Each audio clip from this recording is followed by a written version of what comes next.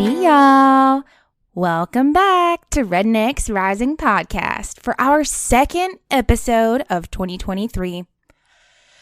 I sure hope your year has been off to a hell of a good start so far, or at least better than whatever the fuck's been going on since 2020. I have some real good vibes for 2023. I feel like there's some kind of big planetary shift happening out there, and it's making good things happen.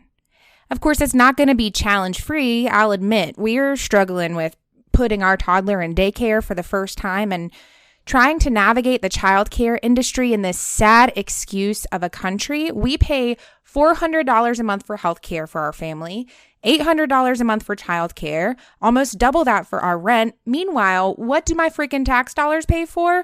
Oh, yeah, bombs and subsidizing Elon Musk and Jeff Bezos's 14 fucking mansions. The childcare shit has really been rubbing me raw this week, so I'm going to try not to go too far down that rabbit hole. Instead, if you're new here, welcome to Rednecks Rising Podcast. We are an anti-fascist, anti-racist, anti-capitalist Appalachian podcast that's setting out to tell all the best tales about working class community organizing and hell-raising across the hollers throughout history and into today.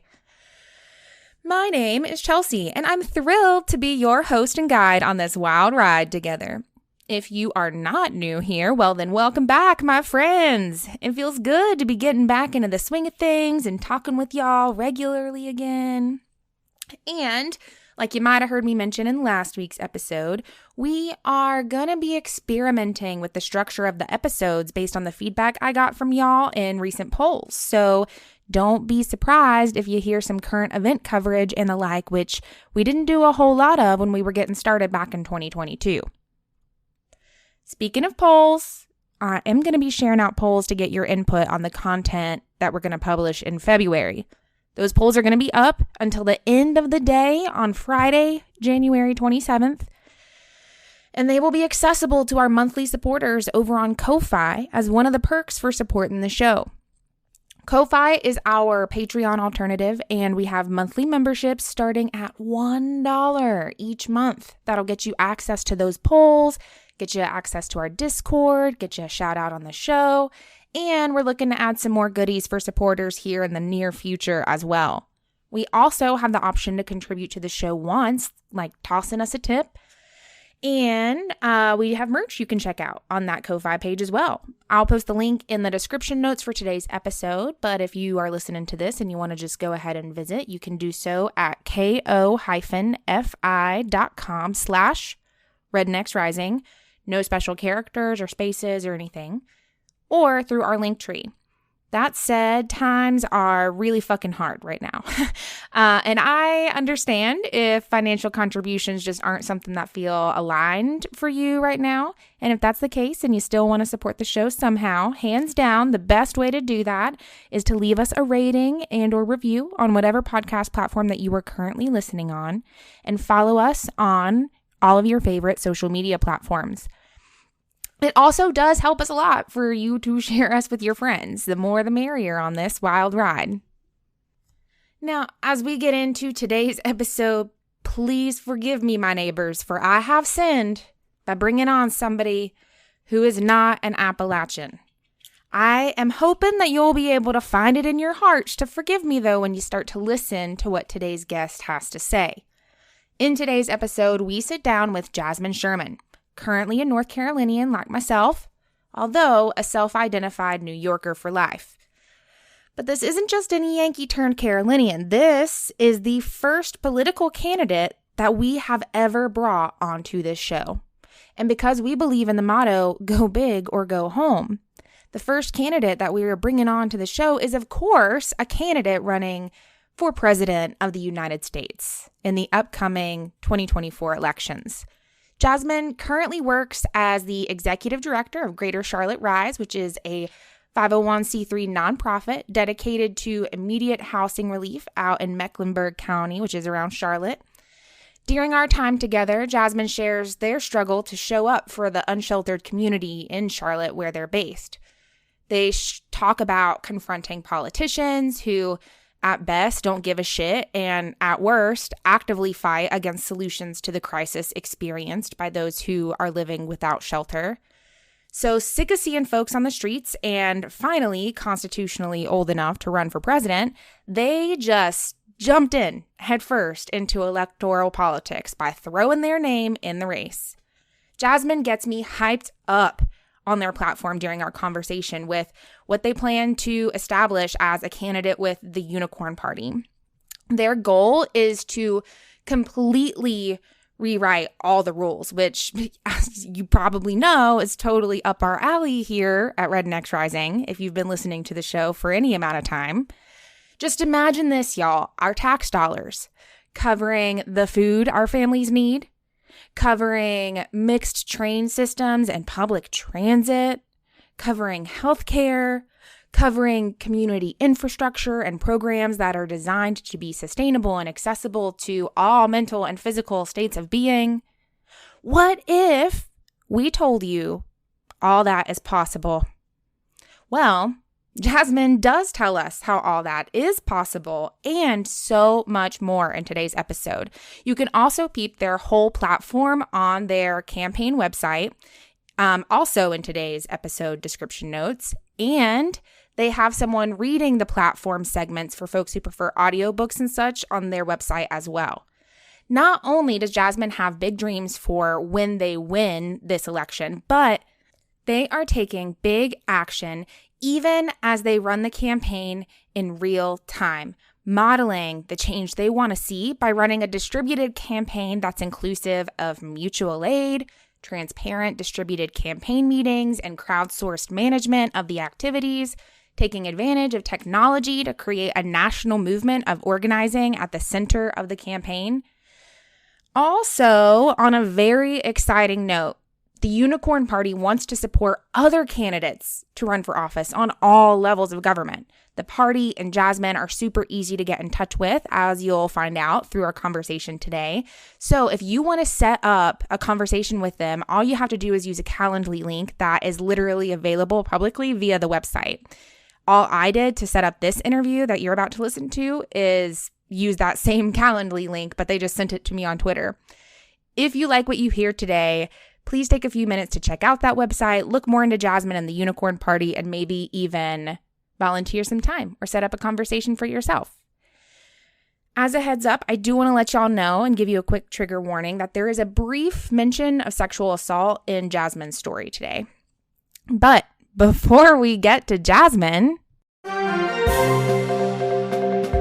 let's take a look at our current event segment for this week, which we're calling What the Fuck Are These Old White Men Up To? In honor of last week being the first week back in legislative session for many Appalachian state governments. We are bringing onto the show Ash Orr, Policy Outreach Coordinator at the West Virginia Center on Budget and Policy, to help us wrap our heads around what's going on. Welcome to the show, Ash. Would love, real quick, if you are cool with it, to just introduce yourself and tell us who you are and what your role is and why you care so much about what's going on in the capital of West Virginia. Yeah, absolutely. So my name's Ash. My pronouns are they, he, and I am a trans organizer here in West Virginia. I do work a lot in Appalachia as a whole, but my primary focus is on the state of West Virginia. I am passionate about this because I am a trans person, but I have been involved in on the ground organizing now for quite a while. And my hope is, even though I am a trans person, I do have privilege, being a white trans person, and I'm just trying to use my privilege and my skill set to inform not only people in my community, but also our allies and other people just throughout the state and the region, because there's just so much happening and it's very hard. It's hard for me to keep up with it and stay, on it. But I want to make sure that folks in our region are also able to stay up to date. And, if there needs to be direct calls to action, if there needs to be, folks testifying or speaking at the public portion, I want folks to be aware of what's going on. It's hard on, the first thing that comes to mind is it's hard on purpose, right? It's they want us to feel overwhelmed and burnt out because then they don't have to worry about us being as present to fight their fascism in real time. So, okay, well, tell us, I guess, what is, for those who don't know, the makeup of the West Virginia state legislature right now? Like, who are the people that are making all of the decisions? Yeah. What happened in this past election? Unfortunately, we did lose a lot more Democrats during this last election, and we were already, under Republican rule, but now we are just so much further. Also, my cat Susan will be joining. We have even less Democratic representation within the House and the Senate after this past election. So while we are still, under Republican rule, it seems like these individuals, we have a lot more extremists this go around, or at least a lot more individuals who have probably always been extremists, but now feel safe to come out with their behaviors and with these beliefs that they hold. Unfortunately, we are being held essentially captive by the House and the Senate here in West Virginia. On the House side, we have individuals like Gino Chiarelli, Brandon Steele, and there's a whole bunch more, but those seem to be the two right now that are really trying to amp up attacks against LGBTQ folks. And on the Senate side, we have Senator Mike Azinger, we have Senator Eric Tarr, Patricia Rucker, Barnes, and a couple of others that are just really have made it their mission to, instead of addressing our crumbling foster care system, our opioid epidemic, how we are failing in almost every aspect of the state, instead of focusing on those issues, they would rather go after queer marginalized individuals. And that is unfortunately where we are right now. Mm-hmm. Okay, so tell us what you've seen since they started session last week. Yes. They were busy. They were very busy. In the first 2 days, there were over 400 bills introduced. And while them being introduced and assigned to a committee doesn't mean that, they're going to be on that committee agenda the next day, but the fact they are willing to introduce so many bills in the first 2 days of session is very concerning, because to me, it just shows they are not willing to be transparent with what they are doing. They are trying to sweep all of their actions under the rug. And they are trying to just keep folks unaware of what's going on, because who's going to be able to keep up with 400 bills? Like, I haven't even been able to read through every single bill they've introduced. I've not had the time or capacity to do that. So it's like, this is something that I do to try to keep folks informed. What about the everyday person? Like, how are they going to stay aware of all of this? We've seen that happen, and there has been an anonymous source. I'm going to keep them anonymous just for their safety. But they have came forward to me with email chains with Senator Azinger, Delegate Steele, Chiarelli, and an anti-LGBTQ activist in our region. They have been working on a bill called the Scam Act, which would just basically strip away care for queer minors. And they aren't stopping there. In these email threads, Delegate Chiarelli is hoping to go after queer adults as well, stripping away their gender-affirming care. They're also introducing bills to ban drag queen story hour. They are hoping, Senator Azinger is hoping to introduce bills this week that would ban books that are deemed pornographic, even though there are really no pornographic books in the schools. That is just all that has happened. And last week wasn't even a full week of session. Like, this is our first full week today, started our first week of session for 2023. And last week, they just came right out of the gate, ready to go and ready to attack the LGBTQ community. It's been crazy. Yeah. What are like the consequences that we are looking at down the barrel of like the bills that they've introduced passing? Yeah. So say, for example, and I'm going to be honest with you, the Scam Act, from the emails, the texts, and the Facebook messages that I've seen from this source, these individuals introducing the Scam Act do not expect it to pass, because it is just going to cause a lot of unintended consequences, even for these individuals' children or family members. So they know that this likely won't pass in its entirety, which is why they are introducing these smaller bills, like to ban gender-affirming care, to ban gender-affirming surgeries. They're breaking those down from the Scam Act, because those smaller bills on their own are much more likely to pass, rather than this giant act that, again, could have unintended consequences for people just seeking basic medical care, which gender-affirming care is basic medical care. But in the Scam Act, for example, the bill claims to protect children from invasive surgical procedures and strong medical therapies, which are already practices that are not recommended by doctors. They're not supported by parents. And they're simply not done. Like this bill and the other bills that have been introduced are really relying on transphobia instead of actually making life safer and healthier for LGBTQ individuals in the state of West Virginia, but especially our trans youth. So, something like the scam bill were to be passed, even though, again, major medical boards have all come out against, performing these types of surgeries on anybody under the age of 18, with the exception of top surgery. But even with top surgery, they prefer you to be 17, you are under psychological care, your parents or your guardians on board, you've been on hormone treatments for a year. All of these protections are in place because these surgeries just don't happen to minors unless there's like an extreme circumstance.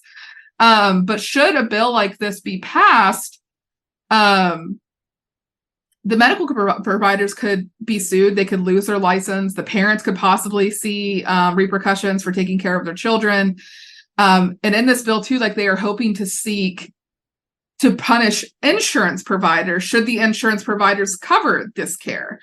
So it's like not only would they lose their health care, possibly be forced to detransition if some of these kids are already on puberty blockers, but their insurance company could be punished for helping them obtain this care. And like it also, I'm looking at the bill here now. They want to make sure that the West Virginia Medicaid program could not reimburse or provide coverage for any treatments or procedures of any kind for any individual under the age of 19. They are also including therapy, just basic therapy. So like how this bill is structured is, say my spouse and I have a 14-year-old who's queer, and they are going to a therapist who is just gender affirming or queer friendly. They would no longer be able to obtain that care. And if we were caught giving them that care, their practitioner could lose their license and we could get in trouble. So this is just talking about like basic therapy too. And it could impact therapists, social workers, teachers, physicians, nurses, or like any other professional like employed by the state of West Virginia. So like no one would get unscathed from this. And it's shocking that this is what they've spent their time working on. And this bill, again, has not been introduced yet, but like I've read through the draft language and they are planning to introduce it. Mm-hmm. But since they aren't expecting it to pass, that's why they're breaking it down into smaller bills, like House Bill 2007, which would ban gender affirming surgeries. It's just terrifying that the GOP is proposing to go against medical advice from the leading pediatric physician groups in our country, the experience of parents to trans youth, and the lived experiences of trans people themselves. They're willing to go against all of that to attack the LGBTQ plus community. And it's just mind-blowing to me that that is where we are in 2023. Yeah. And like, where did it's so like the whole premise of like my show is that Appalachia is actually like a working class like hub where we've like held down some really badass like multiracial collective organizing work throughout history. And so I'm just like, and then West Virginia in particular, I mean, of course it's Joe Manchin, but in theory he's still a Democrat if you think about it. Yeah. So I'm just like, where did these like Christo-fascist elected officials come from? Like, has this been like, are they even West Virginians? Like I mean, like I have not looked much into Gino's past. I'm not sure if he is from West Virginia. I've tried to not waste my time on that individual. He is in my county. Thankfully, he was not in my district. So that was thankful for that. But Gino came to the Board of Education meetings where our Board of Education decided out of nowhere to ban pride flags after a very controversial incident occurred, which we never got the full story on. He came to the Board of Education meeting to speak out, and he was using white nationalist talking points during this, like, while he was speaking on the Board of Education floor. And there were people in that room applauding him. And they also spoke out against pride flags and also used very white nationalist talking points and language. And not only that, but like while people were rallying outside with pride flags, like trying to show support to the students that were speaking at the Board of Education meeting, Gino was with a woman who is in our area who is an anti-LGBTQ activist. And she was just holding up signs that were just very cruel to the youth that were there, the queer youth that were there. I just don't know like where these individuals come from, because if you ask them, they will tell you that they're doing the Lord's work. And I don't know what God they are praying to, but like, that is not the God that I know. That is not the God that I grew up with in a Christian household. It's terrifying. And to see yesterday that, you know, the New Columbia movement is uplifting Gino and his work. And is probably behind it, honestly. Yeah, you know I mean, honestly, Gino does not have the capability to be doing this on his own. Just gonna say that. He does not have the capability to be doing this on his own. He's absolutely being supported by these individuals. But Gino has been on numerous podcasts, and you can find them on YouTube. I'm happy to send them to you, but he has made just vile remarks on here. He has called individuals who work in reproductive justice the devil. He claimed that the left has its own satanic church, that we have a transgenderism holy order. Just like the things that he says, again, are white nationalist talking points, but they don't make sense. Like, they are just so based in hatred. And at the Board of Education meeting, like, he stated that LGBTQ folks are more of an ideology, that he does not see us as actual people. And it's terrifying that, you know, when people look at the area of West Virginia that I'm in, they claim that, you know, this is a blue bubble, that we are such a progressive area. And we're not. We're not. You know, the city of Morgantown, we do have more progressive ordinances and resolutions in place, but really when you get outside of the city, it's kind of up in the air as if you are safe as a queer person. And in the area that Gino was elected in that district, there are a lot of individuals who do not like the queer community, who do not like the Black community, the brown community, the Indigenous community. And those are often the individuals that we have seen come to LGBTQ events to protest and to, you know, just say very offensive and very cruel things to the community. I just don't know how we have gotten here as a state. And I think part of it is because, like you said, like, we are a state built on the working class. You know, we used to be so pro-union. We were out there, you know, leading protests and all of these great things and walkouts. And now all of a sudden, it's like we're watching our constituents hurt themselves by their actions. It's like they fall into these extremist talking points. They fall into these elected officials promising that if we take care of the marginalized communities, they're your problem. If we take care of them, everything's going to get better for you.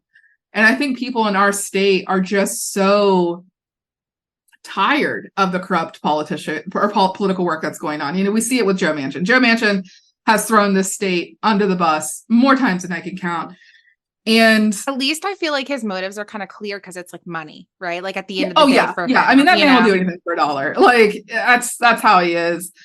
But I think people are just so tired of being taken advantage of by their government, and they just want things to get better. And I just think people are so desperate right now in our state. And I hate that. You know, I hate seeing it, that they're just looking to latch on to anything or anyone that can give them any amount of hope. And if someone could sit there and say, all of your problems are because of this community, and you're that desperate enough, you might believe that. And I think too, with just as much misinformation that we have going on, not in just this state, but across the political spectrums on both sides, there's just so much misinformation that it's easier to fall into these more extremist views, because you're like, oh, this all makes sense. This is why everything's a problem. Like, I can get along with this a lot, like this set of mind thinking. Do you see that in West Virginia? I think out here where I'm at, I feel like sometimes so for context, I'm like in Madison Cawthorn's congressional district. Mm-hmm.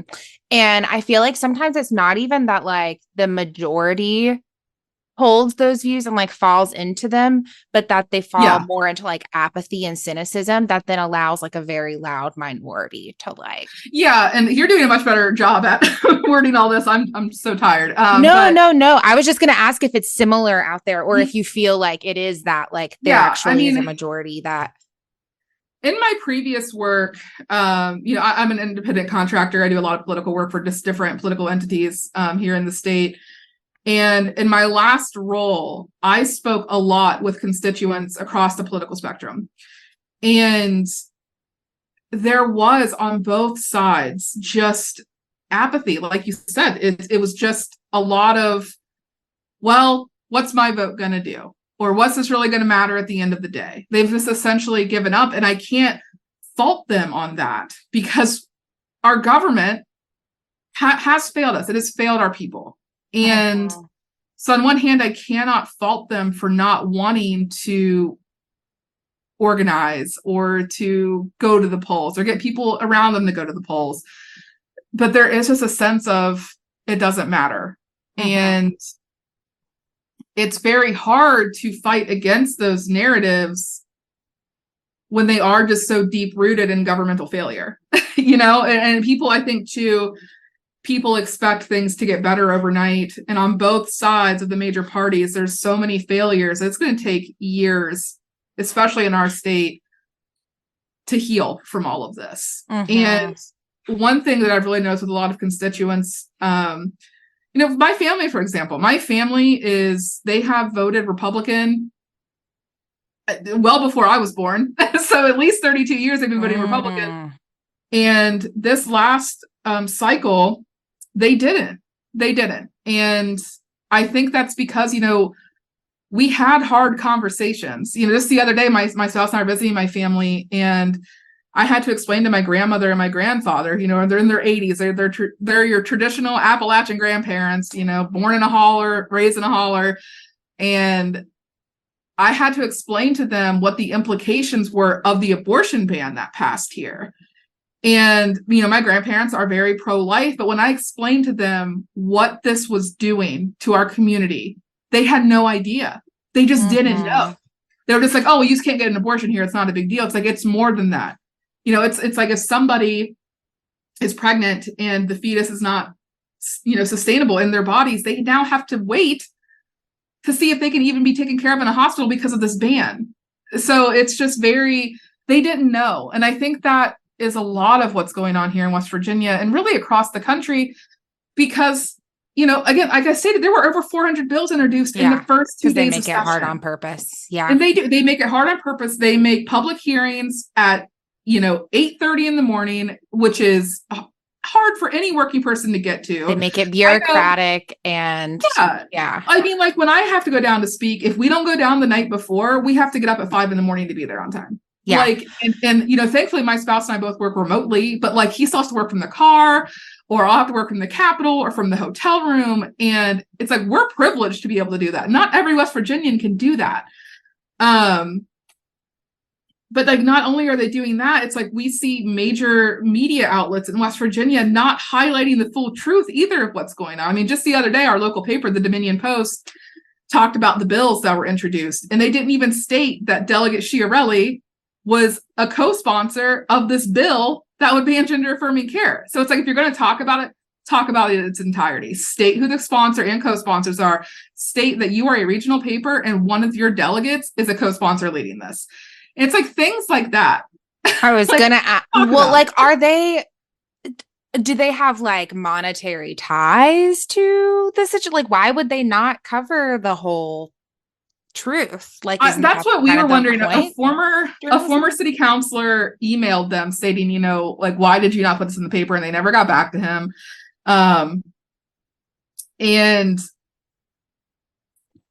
We never make good answers. I will say the Dominion Post really has done better in the past few years about reporting things. And it's not just this paper. I mean, it is statewide. We see, you probably saw what happened in the Gazette, where they fired reporters. And recently here in West Virginia, they're firing reporters who were being very politically transparent about the ongoings of our legislative bodies here in West Virginia. So it's like those who are willing to share the stories are now being targeted, fired, or attacked. I could not imagine being a strong journalist in the state right now. Like the people who are sticking it out and who are sharing the full truths and highlighting what's going on, they are total badasses. Like I could not imagine doing it. But it's just sad that, if you have a platform in which you can be helping your constituents in your community be educated and aware of what's going on, and you're not willing to do that because of optics or because you may lose a sponsor or two, that's a problem. Like you are not using your privilege. You are part of the problem. And it's not ethical journalism, just like point blank. Yeah. Yeah, it's ridiculous. It's just so scary that is where we are right now. My biggest fear is some of these bills, I think, in the smaller broken down bills, I do think they stand a chance of being passed. And I know if they are, the ACLU of West Virginia is going to do their best to play damage control. I'm going to go down and testify if I can and speak during public portions. And I know they're sick of seeing me, but I have just decided, I refuse to let this go down without a fight. And I'm just so scared, not so much for myself. I mean, if they do come out for gender affirming care as for adults, like I'm also going to be, having to look at other options. But my biggest fear is for, these youths and adolescents and young adults who are having to potentially prepare to detransition should these bills go into to be enacted. I mean, just the other night, I had a woman reach out to me who lives here in West Virginia, and she has a trans son who has been under the guidance of gender affirming care with a great team. And this has all been something that their kid has wanted. They're 16, they know what they're doing. This has been a long time coming. And they asked me, do you know if we can cross state lines to go get care? And I had to wait a bit to respond to that because it broke me. It's just like, we just got out of our abortion ban where I have had to help folks make arrangements to cross borders. I've had to take people Plan B because they were afraid to go get it. It's just like we're right back to where we were. And instead of just having the abortion ban to focus on, now we have people trying to strip away medical care. And it's terrifying. It's terrifying that people are going to have to find ways to cross state lines potentially to get life-saving medical care, all because one party thinks that they know more than medical providers, parents, and trans individuals. Well, and it reminds me, so in North Carolina, before even I was old enough to vote, this state is where the Tea Party launched their experimental takeover that eventually led to Trump. And it's all part of that larger white nationalist, Christo-fascist, literal game plan to take over, right? And I laugh out of discomfort. It's not because it's funny. No, I do the same. I'm like that. I always laugh at the worst time. Sorry. It's totally fine. Do the same thing. And so it's even the crossing state lines is only going to last long enough that the surrounding states don't do the same thing. Because in North Carolina, so our state legislature basically kicked their session off by. So it's hard to explain, but basically they were one vote shy of having a supermajority to be able to override the governor's veto. And because they didn't have that one vote, they established new rules where they're able to vote without any notice so that they can still override the veto without having that supermajority. And that basically is just setting the stage so that they can pass legislation about abortion restrictions, attacking trans youth, whatever it is, cutting critical funding to our education, without even having to worry about the veto, which the governor rightfully was elected to be able to exercise so that they could protect the rights of North Carolinians. And this is why I think local and state elections often do matter more than federal ones. They do. It also sets the stage for 10 years from now, 8 years, in the next presidential election and the elections after that, this is what's going to be happening on a national level, and no one's paying attention to it, like you said. That's something that City Councilor Brian Butcher, he's a good friend of mine. He and I have really been trying to hit home the importance of local elections. He and I are both of the strong belief that you can build collective power from your municipalities up. And I think a lot of people have forgotten that. I think a lot of people think local elections don't really matter. They're not that important. My voice isn't being heard. And we see that reflected in city council elections. We see the voter turnout for those types of things. And they do matter. I feel like they are much more important than federal votes. I'm not saying don't vote at a federal level, but I just wish people took local and state elections more seriously, because that is how we get these individuals who are unqualified, who are extremists, into office. Mm-hmm. And I think if folks understood that more, we could fix that narrative. But, I see a lot of people too who want to run for office, but they're like, I'm not a politician. And I understand that. Like, I get it. I don't want to be a politician either.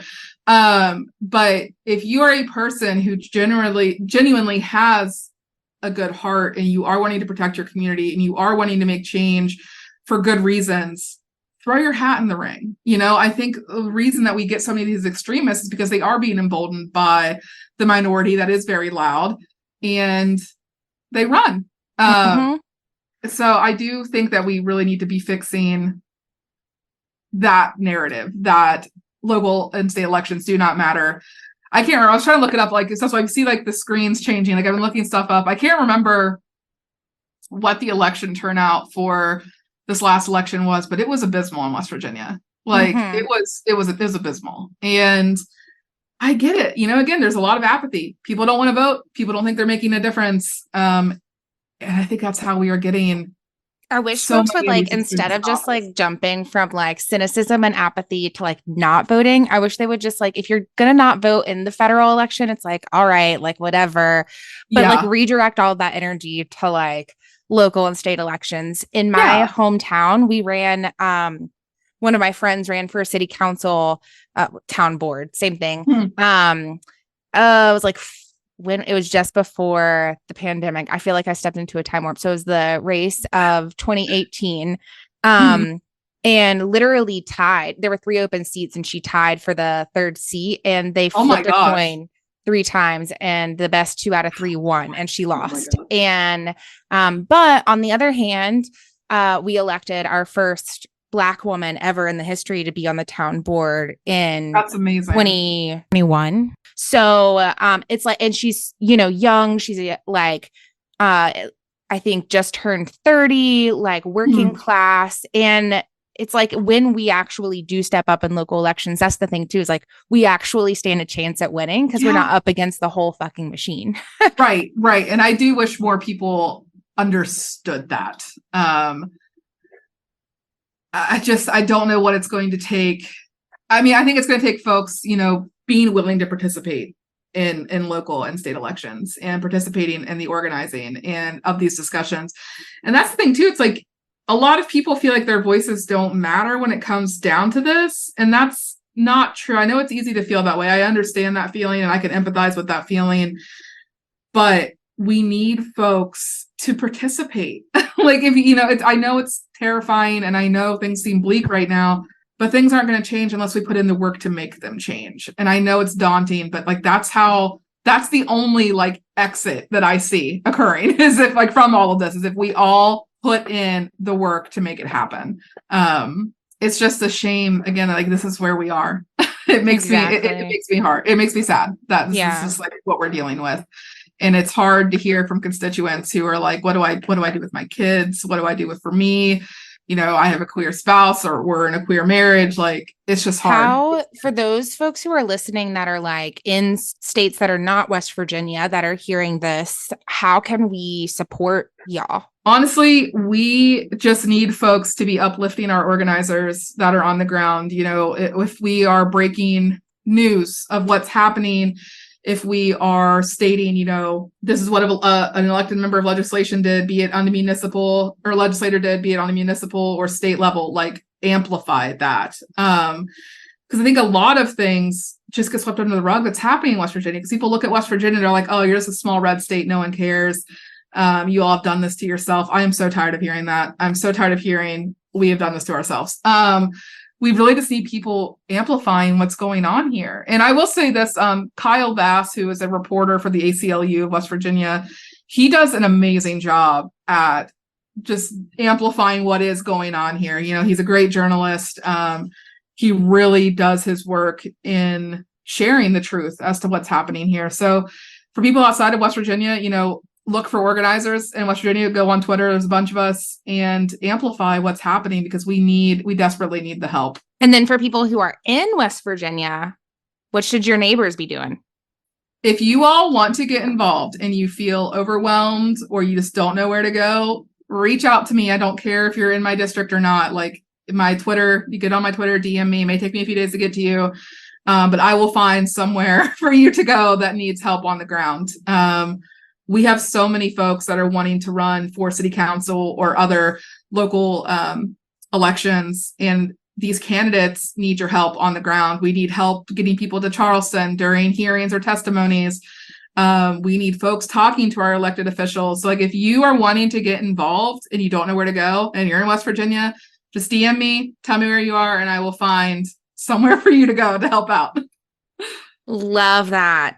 Well, I want to be respectful of your time, especially since you found out you have to fly tomorrow, Yes. And do traveling things. Is there anything else that you were like hoping to touch on or share? I just want to state, I really do appreciate being able to come on here, and I am sorry for being kind of flighty. There's so much going on.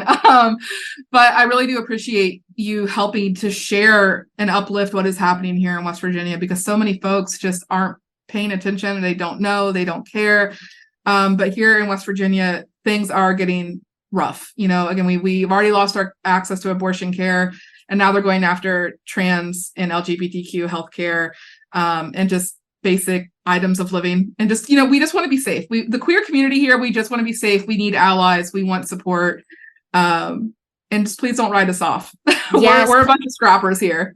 Please don't write West Virginia off, especially not considering that like y'all's state has the largest population of transgender youth per capita, if I'm remembering correctly. And so for all the folks who are like, #protect trans youth, it's like, okay, well then don't write fucking West Virginia off, because their trans youth are under attack right now, and they deserve protection just as much as trans youth everywhere deserve protection. And we need help. We need our folks. We need our allies, because this is tiring work. I mean, oh my gosh. Yeah. Praise to you. Thank God for you. I wouldn't know about it if it wasn't for you and your like active tweeting. And that's the thing. It's like I'm trying really hard to stay active on Twitter. I will be inactive for a couple of days. Like I'm gonna try to do my best to keep like short updates going. I will be kind of taking a small break until Thursday. But yeah, like I said, check out Kyle Vass on Twitter. He's an ACLU journalist here. Follow Delegate Walker as well. She does a pretty good job of keeping things updated as much as she can while she's in session. And yeah, just try to, if you are looking for more activists to follow, like reach out to me. I'm happy to point you to other people who are doing great work here in West Virginia. But yeah, don't write us off. We're a bunch of fighters. We just need help right now. It's the best I can put it. And I will link your Twitter and then the Twitters of the folks that you've mentioned in the episode show notes. This is awesome. I'm going to edit it and schedule it for publishing tonight, so it'll go out in the morning. Awesome. All right. Well, thank you so much. I really appreciate it. Of course. And thanks so much for coming on. Super, super grateful, specifically to Ash and the folks over at Black by God and their badass team of folk reporters on Twitter and TikTok for keeping us updated on West Virginia's happenings, and folks like Anderson Clayton for keeping us updated on the moving pieces in North Carolina. And I think that's enough current events for today. I'm ready, and I bet y'all are ready too, to hear from Jasmine. So let's jump right in.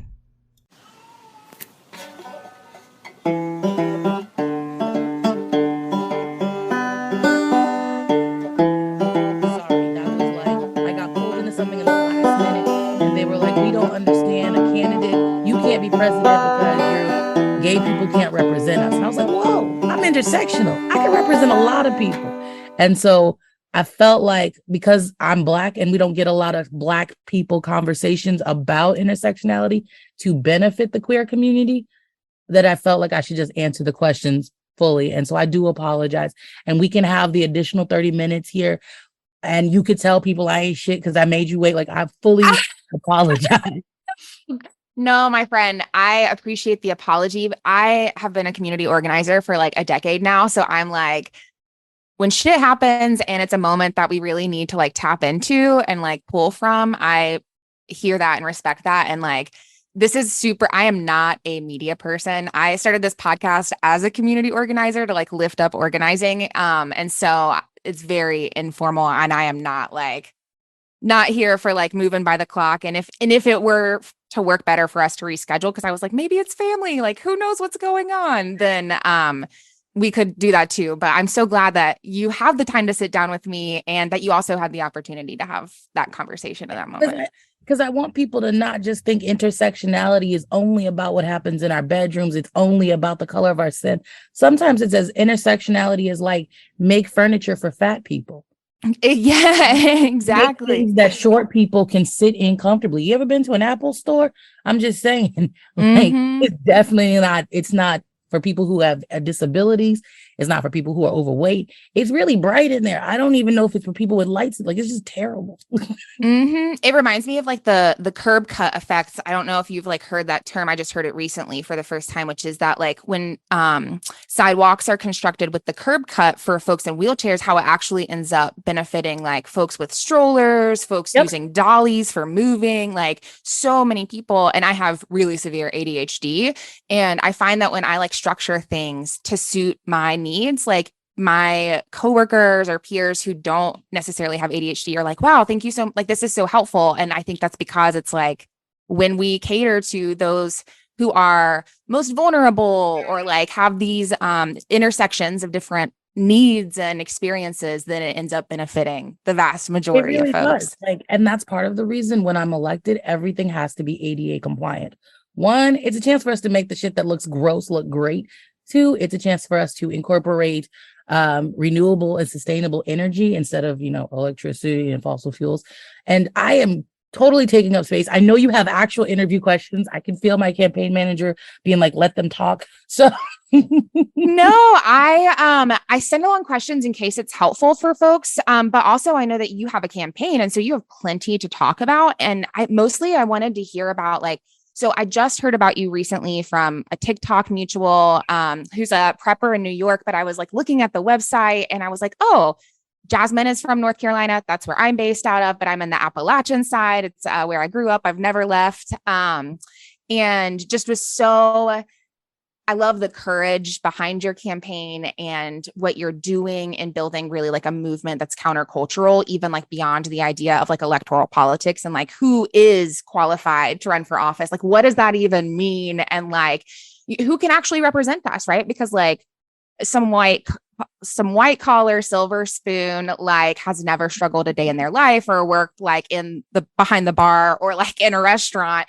like can certainly not represent me because they have no idea what my experiences are like. And so this decade, like you can look at me and say in the last 2 decades, I can say when I told you I worked tables, it's within this decade, right? Yeah. I had to do with credit cards. When you hear old people like, I one time had a summer job in a mill.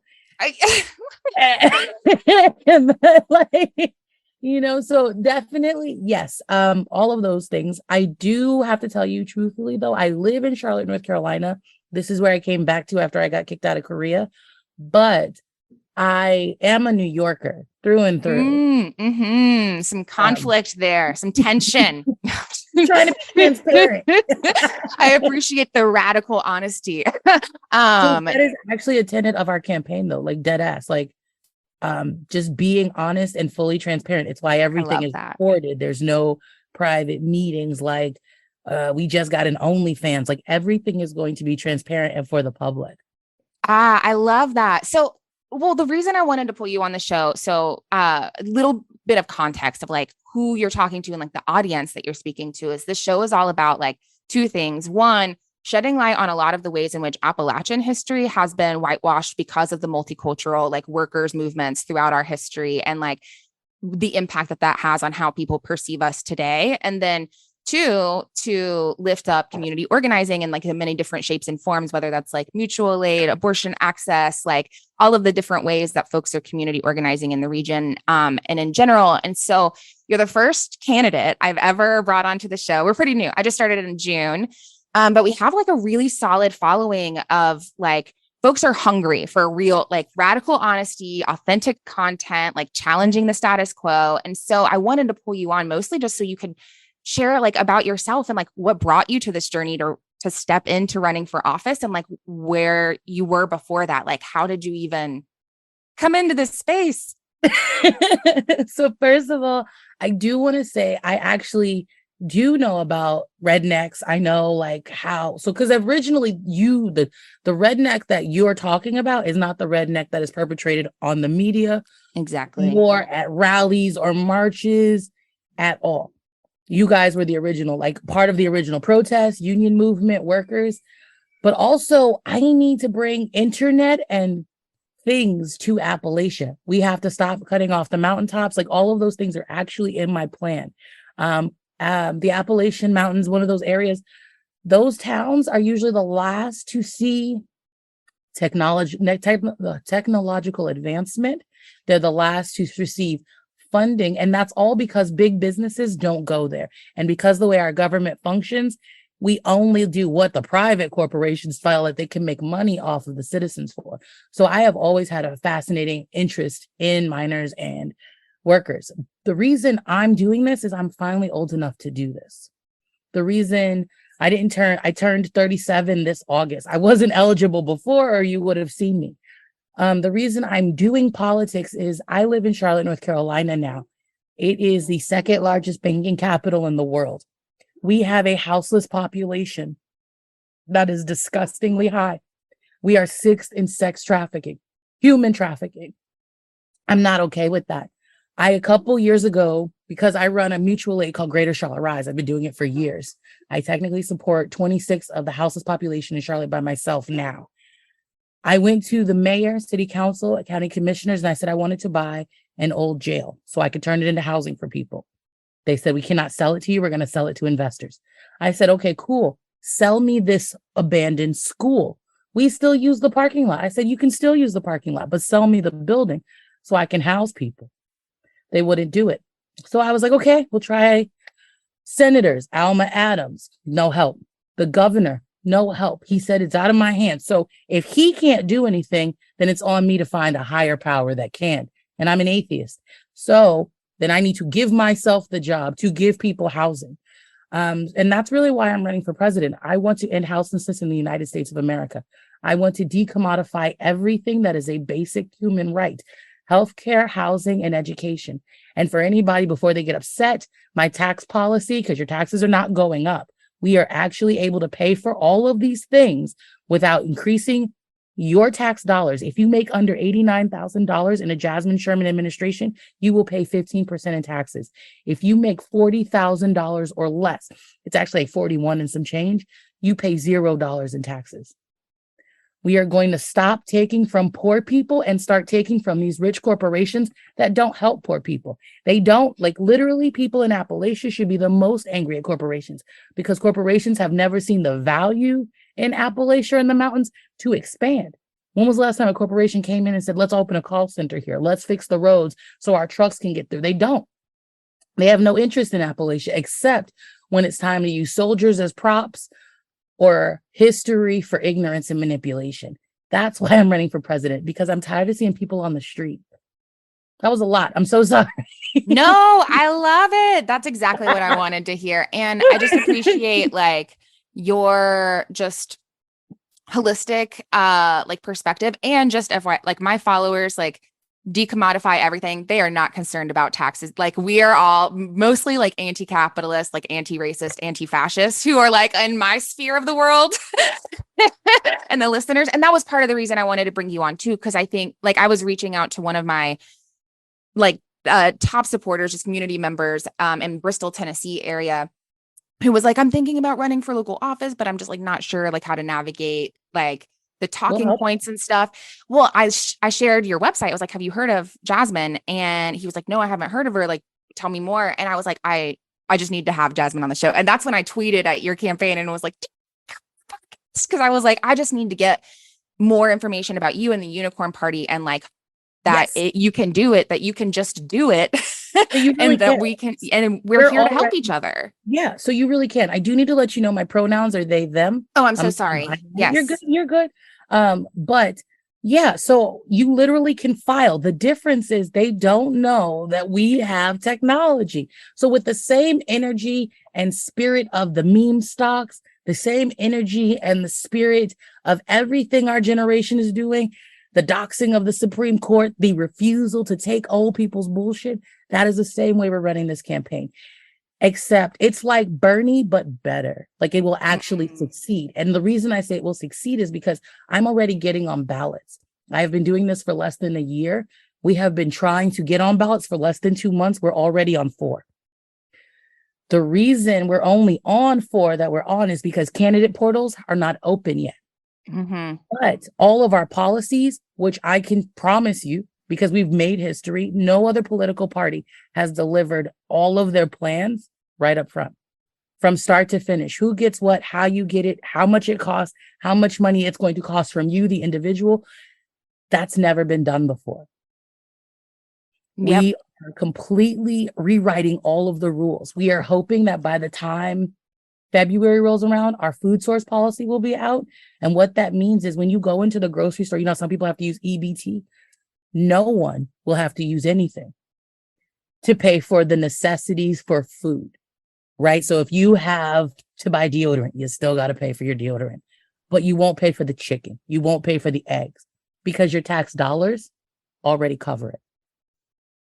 So we're just moving things around. Now people are gonna be like, well, you've messed with the DOJ and the DOD. I haven't, but I did cancel, or we have, or will be canceling that $7 trillion mercenary budget.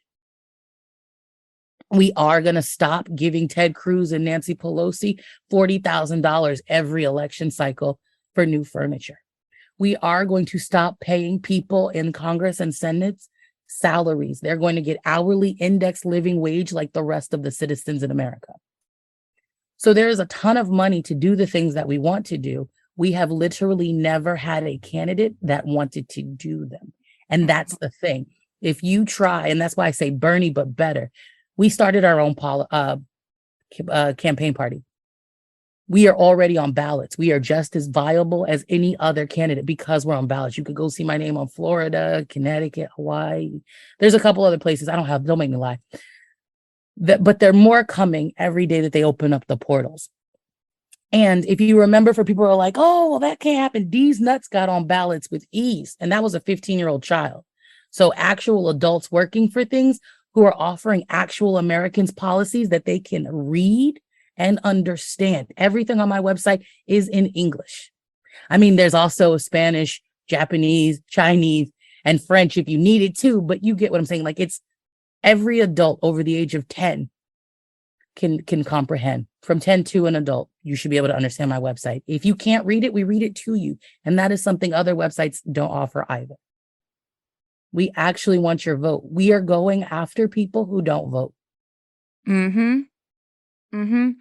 That's like so much of what folks don't, I think, fully grasp is that like returning political power to folks is about feeling seen, feeling heard, feeling like seeing yourself in others. And so for folks to be able to look at your website and see themselves and say like, oh, I am seen, I am heard. Like, this is about me. This isn't about like.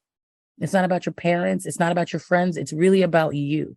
Exactly. It's about making sure all of your needs, because on your worst day, we want you to be taken care of. So let's just say it's your worst day. You ain't got your partner has dumped you. I got dumped on Monday. You get, your partner has dumped you. You have no money in your bank account. You have nothing in your fridge. On your worst day, and your dog ran away, you wouldn't have to worry about food or shelter. You wouldn't even have to worry about struggling through it alone because you have universal health care, which is covered. Your cannabis is covered and your mental health is covered. So you could talk to your doctor if you needed to. There are things you can do to make this life better. Instead of us struggling and striving, why aren't we thriving? We just have to switch people over profits. Yes. And so I talk about in the show previously, I've brought up this framework of the 4 R's for a truly just transition. And the R's are reform, resist, reimagine, and recreate. And I talk about how like so much of like movement folks who like consider themselves like social justice folks, et cetera, like get so caught up in one of those, but it's really about all 4. And how are we resisting the broken, reforming what we can, and then reimagining and recreating new ways of being. And what I'm just like appreciate so much of what I'm hearing from you is that that's the entirety of your campaign is so holistic in all of those ways. And I think there's going to be, and you probably already have stories of this, like this level of resistance to like, but, oh, we can't do that. But actually, like, we totally can. And Literally I've can. seen it work. I mean, even I talk about, so there's this massive flooding that just happened in Kentucky, but where I live, there was massive flooding last year. And in the wake of that climate disaster, I saw, like, we literally had what you're describing for the grocery stores. We had that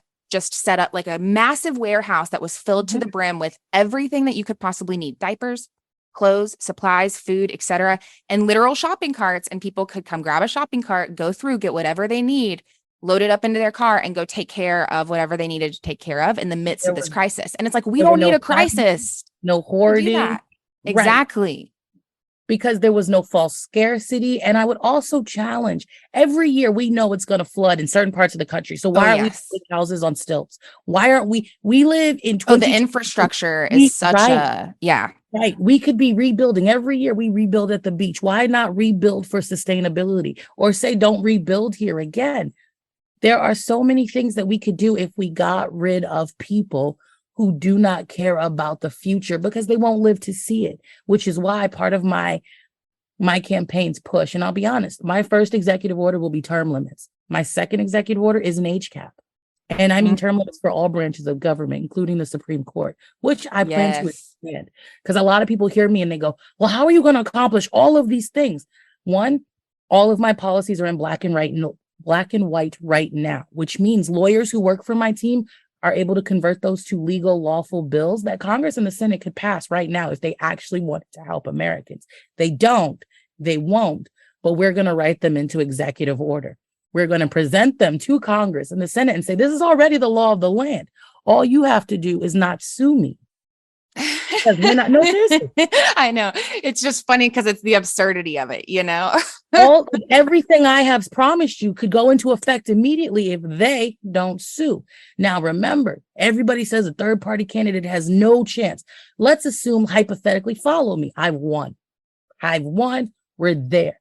What does individuals in Congress, individuals in the Senate look like telling the American people, yeah, okay, you got this bitch in here, but we're not going to listen to her? You're literally saying we don't care about the will of the American people. So you might as well just go ahead and excuse yourself, because I will be the ultimate slap in the face. I'm not a candidate trying to do anything but provide people's basic human needs: housing, healthcare, and education. I've done so without hurting the economy. I've done so by empowering everyone. And we've made things ADA compliant, safer, and better for everyone. The CBO, the Congressional Budget Office, has already said that these are things that we should be doing to save Americans money. And all I'm doing is not participating in the circus and pageantry and coming in and using executive orders, a full tool that you're allowed to use. FDR did 1,076 of them, and it made things better. And that's what I plan to do. I'm not going to do this chess match with them. I'm just going to go above them and utilize the people, because that's who matters.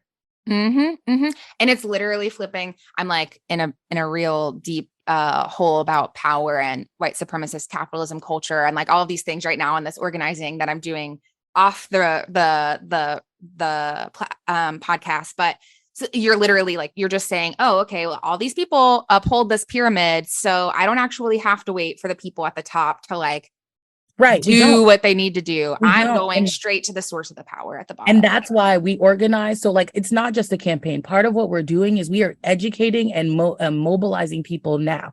A lot of people know how to show up reactive for a protest, right? They took your rights away. Now you're going to go protest Roe versus Wade. But what if we had stayed ready? What if we had continued to be organized, not reacting, but consistently mobilizing? And that's what this campaign is. We're doing a revolution because it is continuous. It is staying ready. It is consistent organizing, not mobilizing on the fly. We are doing social aid. We are making sure people have food. We are making sure people have clothes. We've been connecting people with mobility aids, utilities. By the way, when I'm elected, we are going to convert all the utilities you shouldn't be paying for things that your tax dollars built to establish. So I will be converting all of those things. And hopefully, if we can get it all written, we'll be nationalizing Amazon. and Facebook, because that's part of the infrastructure we need now. And there's precedent for it. And I know people are going to be like, Alibaba, China, communist. That's fine. I'm not a communist, but I am an American that wants to put Americans first. And we do that by making that corporation serve the public like it really should.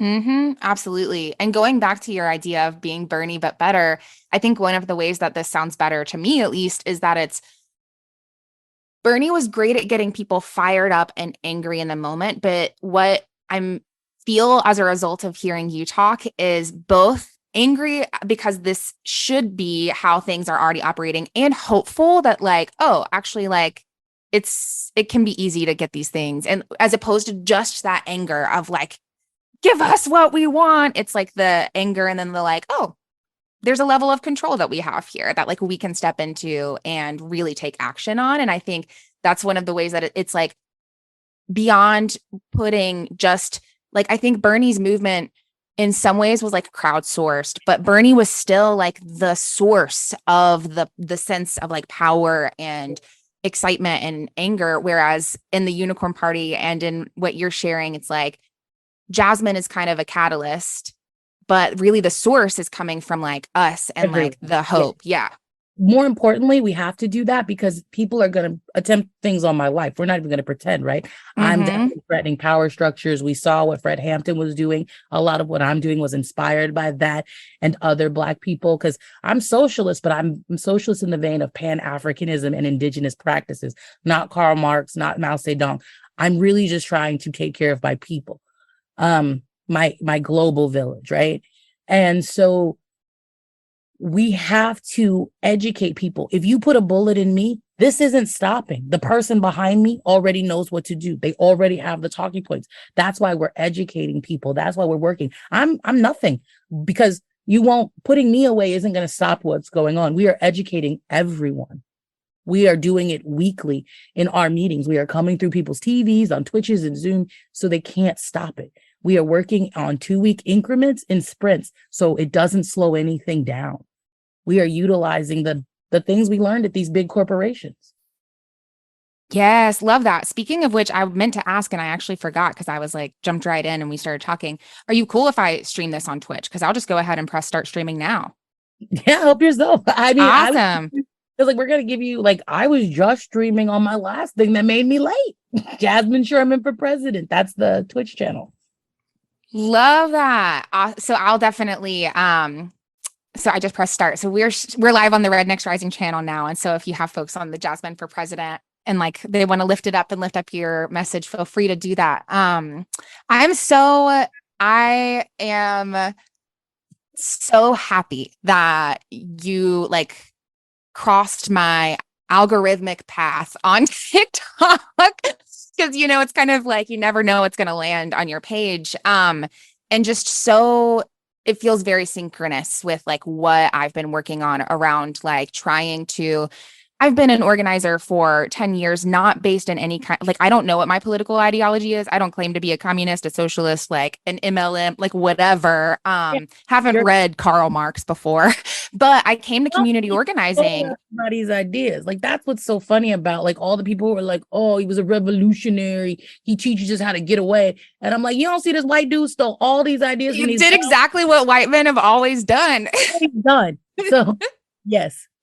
Oh my gosh. But I've come to community organizing from like one lived experience of like living in poverty my whole life and like watching people literally die at the hands of all of the ways that poverty shows up. And then two, as I was community organizing, it started in electoral politics, but then it took me to seeing organizing as a form of collective healing. And like, oh, we're actually just all being traumatized by this white supremacist capitalism culture that has taught us like these limitations that are very fake, that are all meant to uphold power structures.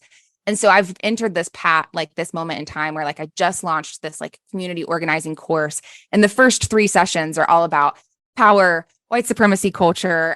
And before we even go into defining an organizer, because I'm like, it's not organizing if we're not building a counterculture, and we can't build a counterculture if we don't know the landscape of the current culture and like what we're really up against. And so what you're talking about this like more indigenous form of like socialism, like that's kind of how I feel, where it's like I actually just think like money's fake, like community's real. Like I was raised by a village because my mom was a single mom in Appalachia, and like I literally had bedrooms in other people's houses. Like the what's it called? The like core family, what do they call that?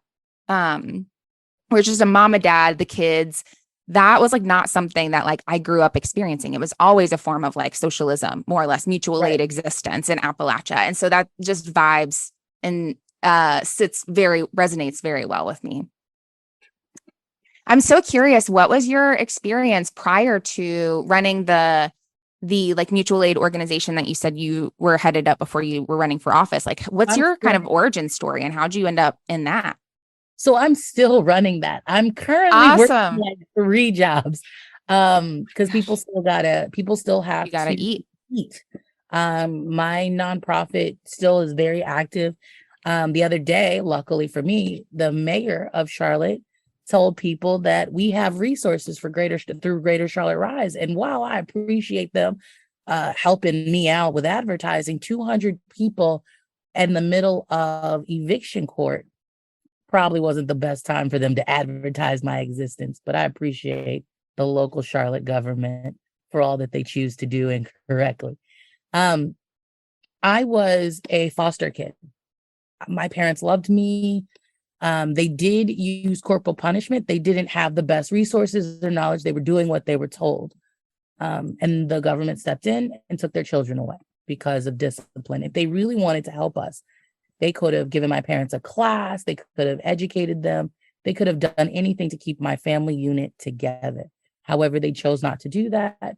They rushed to conclusions, and then my parents were taken away, and I was sent to foster care. Being in foster care, what that did was allow me to be sexually assaulted for the first time for quite a long time. And that's my origin story. I did that up until 16, and then I graduated high school and I got a job. And then I started doing whatever I could to make money, however I could. But as an adult, I calmed down. I got into banking. I got a couple degrees, and that's still where I'm at. And having that money and that mindset of, having been on the street, having lived through foster care, having done through what I've experienced, my next step was clearly, helping people in my community. I had no choice because for too long, sometimes I was one of the people in the community that needed help. So long story short, I start working. I'm making more money now, working at this bank, and I'm still seeing houseless people. So I'm like, okay, I got a couple bucks. And then it turned into a daily thing. And then it turned into a weekly thing. And then it turned into a multi-org, nonprofit. And that's what it is still today. But then I couldn't buy housing for my people. I'm spending all this money on hotels. I'm spending all this money to buy tents in Charlotte, North Carolina for CMPD to come and tear those tents up. So I have to just turn around and buy a new tent. And now I got to buy a new tent, new clothes. So I was just like, let me get the building. I was denied the building. I was denied the jail. And so finally I was like, I really want to end houselessness. And here we are. I'm running for president so I can end houselessness. So I don't have to do this thing anymore.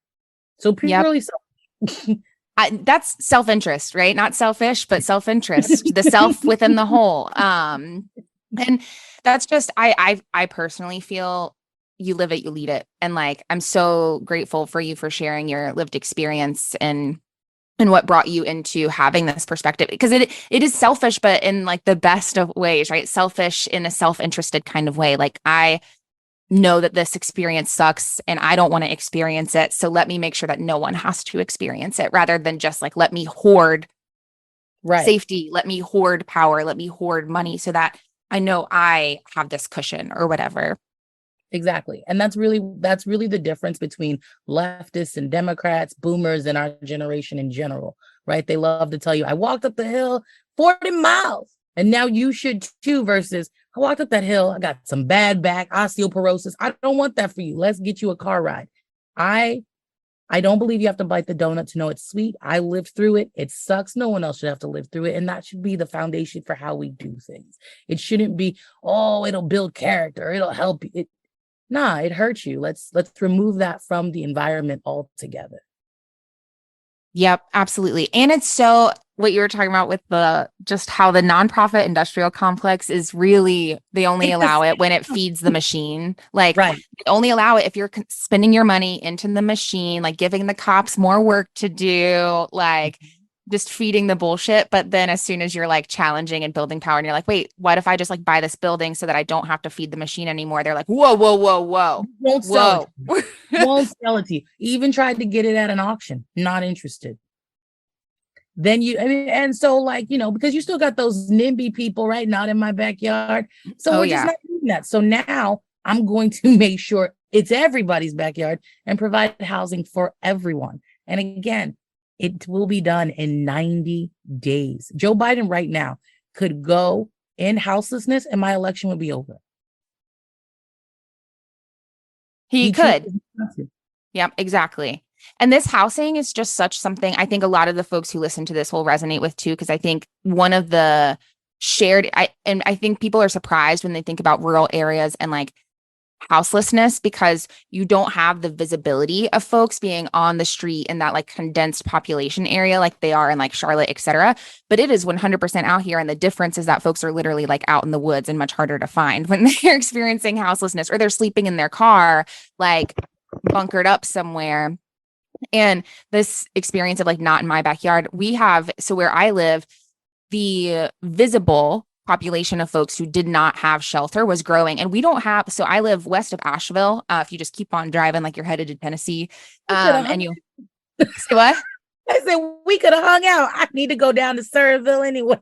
Hey, anytime you're here, y'all have my cell phone now because I put it into the Calendly. So text me Listen, anytime. There's a dude out there that said he's gonna make me some beef ribs. I will roll through. Like I'm a big gal. I would roll through. Yes. Oh, definitely. And I'll pull out all of my like community organizing friends. We're like not part of a collective identity. We just like are people who do the work, So I'll pull them all out here. If you're passing through, we'll make it a campaign event straight up. I'm down for that. Like we could just schedule one of those or whatever. I'm down to meet real people anyway. So far, because I'm such a interesting person, all of my campaign events so far have been in red areas.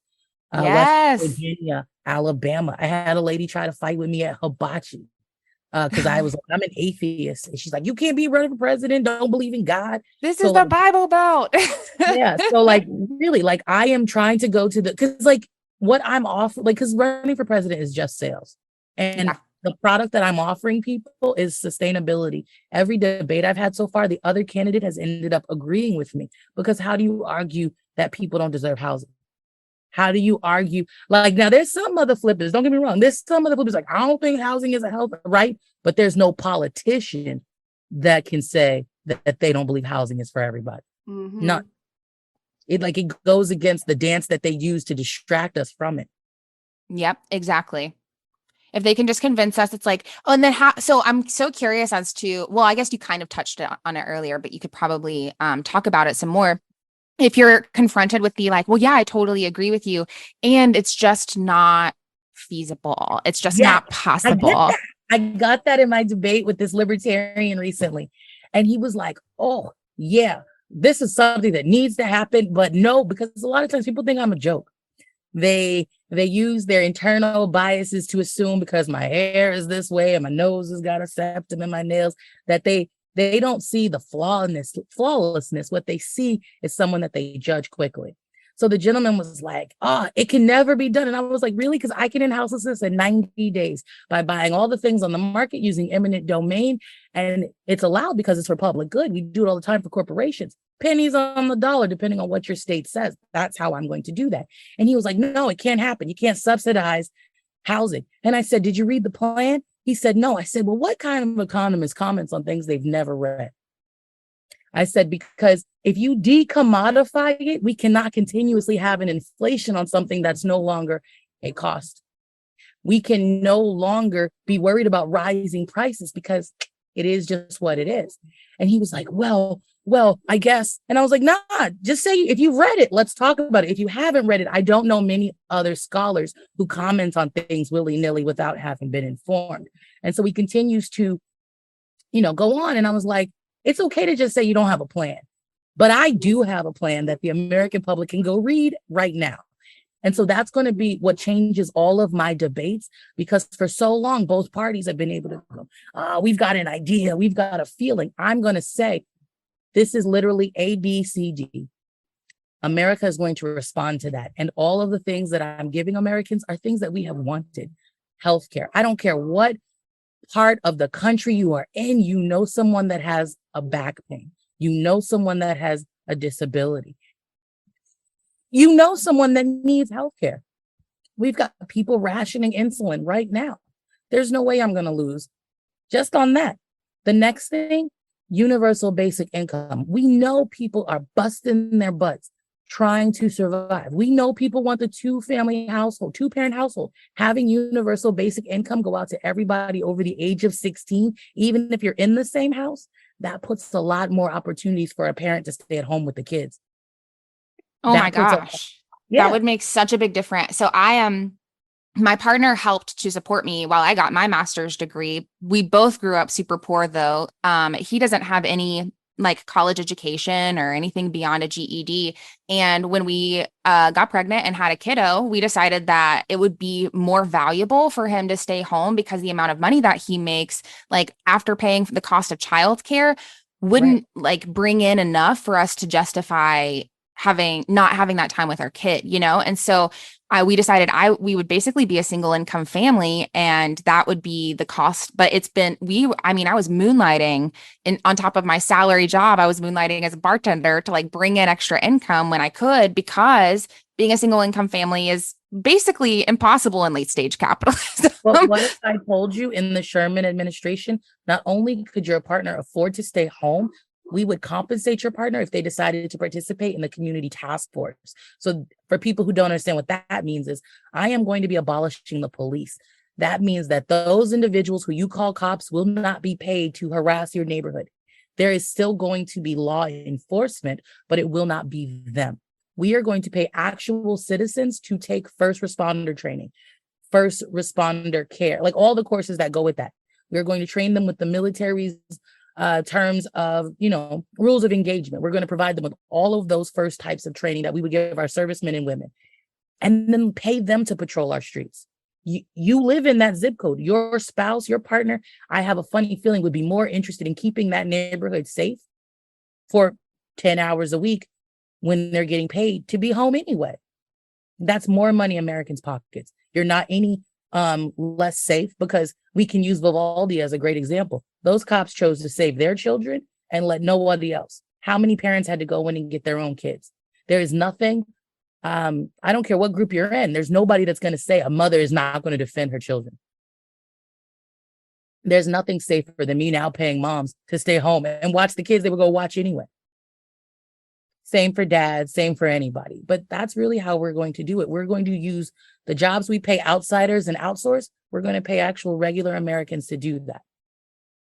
In the sequence of the criminal justice in quotation marks system that we have right now, like post this change in like who is doing the enforcement on this front end, what's your plan for the back end? Because I mean, personally, I'm like, abolish all prisons. So I'm just like, what's your approach to that? No, we are abolishing all prisons. The beauty of giving everyone guaranteed housing is I don't need to punish you in a jail cell where you can be sexually assaulted, dehumanized, degraded, and used for chattel slavery. I can lock you in your room at your house, provide you with all the same wholesome food, provide you with actual therapists to make sure these behaviors get eradicated, and make sure you learn why it doesn't need to happen again. I also believe in the death penalty. So if you're like, they're bad, if you fuck up bad enough, we will end you in 365 days. So there is definitely actual consequences, which we don't have right now. But we are going with a restorative justice model. Anybody that's interested in contributing to that or seeing how that's working, because it's such a big overhaul, we are still meeting every Saturday at noon Eastern Standard Time via Zoom. Anyone can come in, anyone can watch us on Twitch and be a part of it. But yeah, we are still working on that. We are meeting with, criminologists, doctors, lawyers, just everyone to get information to make sure that we have a good plan that is safe for everyone and actually works for rehabilitation and not punishment, because we see what punishment gets us. 100%. Big fan of restorative justice. And I also was like chuckling a little bit because I'm like, go to your room. We're going to lock you in there for a little. Exactly. Yeah. It really is. You're just going to take a time out right now. Our generation, the generations before us, because of white supremacy and colonization, lack the ability to self-regulate. They do not how to go, you know what? This is a bad look. Let's put a pause and pin in this. I'm going to talk to you when I calm down and go to their respective corners. Everybody always feels like they're in a rat race. It has to be solved right now. And I'm one of those urgency. People. Yep. Urgency. That's not really there. Yep, exactly. So part of the thing that we're doing with the education system is teaching emotional and social intelligence. So I'm really excited about our justice policy because it's really effing cool. A lot of work has gone into it, and the person writing it is amazing, and the staff reviewing it is amazing. Like, it's just really cool. And we actually think that we will be able to provide a better human at the end of this, because it isn't about punishment. It should be about making our society one that functions. We'll never get our Star Trek if all our citizens are in prison. That's right. I'm curious, purely out of curiosity, when you were talking about the death penalty and like if someone fucks up bad enough, we will make sure that the consequences are followed through in 365 days. What is your plan's like deciding body for deciding around situations like those? It's still restorative justice. If you live in that zip code. So the same way there is a community task force, there's going to be a community board to monitor that task force. And there is still going to be your same zip code jurors and representatives, right? Except now it's at like the community center. There's no reason for a courthouse. Because there's no jail, right? So things are going to be civil suits. You're still going to sue each other. I'm sure somebody's going to fuck up. You're going to do that. But we do not need the system for penalizing. So we feel like a restorative justice. Other countries are already doing this. Other states are doing this. Colorado doesn't even have judges. I'm sorry, that's a lie. That is a lie. Let me stop. That is not the right state. Colorado is the state that is doing the no cops situation. What I'm saying is some court systems around the country have started making restorative justice a part of the process or choices for sentencing. We already know how to do this. We've just chosen not to because we need more bodies for slavery in the jails. 100%. And even like in addition to the real-time slavery, there's also so many other ways that the current criminal justice system is incredibly profitable for capitalism and people in power. And so just maintaining those streams of profit and power hoarding, and also using it to punish people, to decide like what is the right way of being, and punishing people for not adhering to this expectation of like contributing to the system of profit and commodification and all of these things, and like using resistance of like criminalizing resistance of that. So reshaping it in general is also just like a threat to everything that the system currently stands for and what it uses to enforce the pillars that uphold it. So you mentioned a meeting on Saturdays that happens around restorative justice. What are some of the other ways that like folks, if they are curious or they're like, ooh, this is intriguing, I want to put energy towards this, how are some of the ways that they could learn more, get involved? So actually all of our meetings are streamed on Twitch at the same time. There's Zoom rooms. We want it to be anyone at any time can participate with this campaign. So we have meetings 7 days a week, almost every week. No meeting lasts longer than an hour. It's broken up, and you can just come into the Zoom room or watch us on Twitch. You can also go to fatsocialist.com, fatblacksocialist.com, or Jasmine Sherman 2024.com, whichever .com fancies you, excites you more. And just read about it. You can also schedule 30 minutes with me as many times as you need to. You don't have to make an appointment to come to these meetings. You can just show up as long as you're respectful of everybody's pronouns and you're not adding toxicity to the environment. We welcome alternative ideas. You will have to source everything as we will have to source to you. But the goal is to educate people so no one falls into these traps that we're currently having. The goal is we recognize people can't wait for me to be elected. We have to start working for the American public now, which is why we are doing the mutual aids. And if that's just send us your Cash App, if you If you're suffering from food insecurity, send us your Cash App. We will add it to our list. And if you are someone that wants to donate to people, we've got a bunch of Cash Apps. You can get a copy of that list.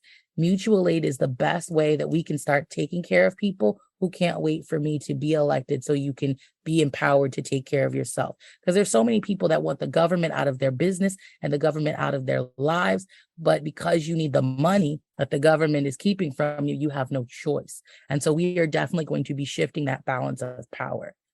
Profits should not come before people. My campaign is all about people over profits. And so any way that you want to get me, I'm on all the socials. We just got an OnlyFans.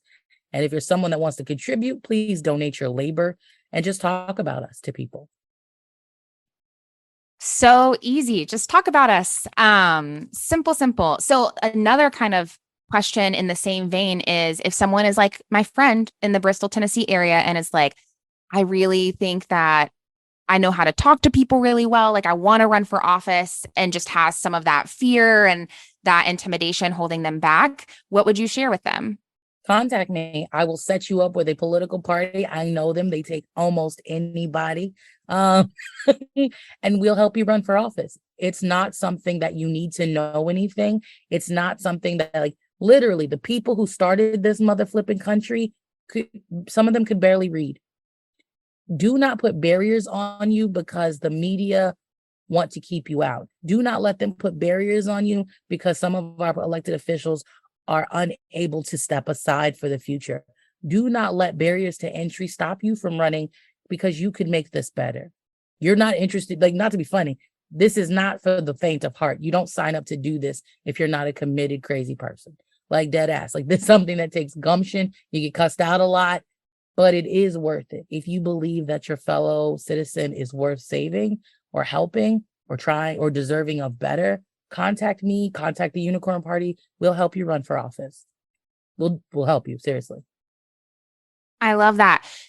So if someone's thinking, great, that sounds awesome to have help for like the logistics of understanding how to run for office, but I also have to work 3 jobs, just like Jasmine mentioned, or I have a kid and I have to figure out childcare and like navigating that. Do y'all we have support through all of it. So we use a flat matrix, which means that all the candidates can be happening at the same time. We work smarter. We're lucky, like you said, it's 2022. Pull up a Slack page. We use Google. We use Google Sheets and stuff like that. But there's so many ways you can work in tandem, right? If we all use the same colors and we keep the script going, that's really what it is. Not to be funny, but people's memories are short and are impressed by very simple things. Recently, we lost the right to choose, and the Democrats went out and sang hymns, and they're still in office. So I just want to point it out. It doesn't take much to satisfy the American public. Exactly. I think it doesn't take much intellectually, but the money side can definitely be scary because it's like, oh, we're up against people who have endless money. And yet, money doesn't matter. Exactly. How long after Will Smith slapped Chris Rock did it take you to hear about it? And you heard about it from people who weren't even in the room. Mm-hmm. Things that matter to us, and we discuss them. The Montgomery boycott, that didn't happen via social media. It didn't happen via TV commercials. The Black Panthers organizing, that didn't happen on TV. It didn't happen through social media. It happened through word of mouth. For anybody that's doubting the power of the word of mouth, you've never had anything really good to say to somebody. Because when the tea is hot, it gets sipped. 100%. When I was, before I had even really taken many formal community organizing trainings or even gone to grad school or any of that, I found myself somehow starting this, or catalyzing, I should say, this like underground, unincorporated group of people in Western North Carolina. And we all called ourselves like this progressive nation of Western North Carolina. And it was like started with like 10, 12 of us just kind of thinking about like, oh, okay, so if thinking about different scenarios, like if ICE comes into our community, like how are we going to respond as allies and like protect our immigrant neighbors from like the state violence, like that kind of stuff. And so just having these different conversations and like preparing to organize for those. And it grew from like 10 of us literally in a living room, drinking and talking and like ranting, to I think at our peak, there were close to 200 people. And I live in a small town west of Nashville, and like 200 people in an auditorium. And literally we hadn't sent out like email. We didn't have email lists to pull from or anything like that. It was just word of mouth where one person told another person, they told their network, that network spread out to other networks. And that's how it happens. That's the work. A man told me, he actually, a guy from like, he's on this A&E. It's a whole channel. I don't have cable, but it's a thing. He's on like Neighbor Wars or something like that.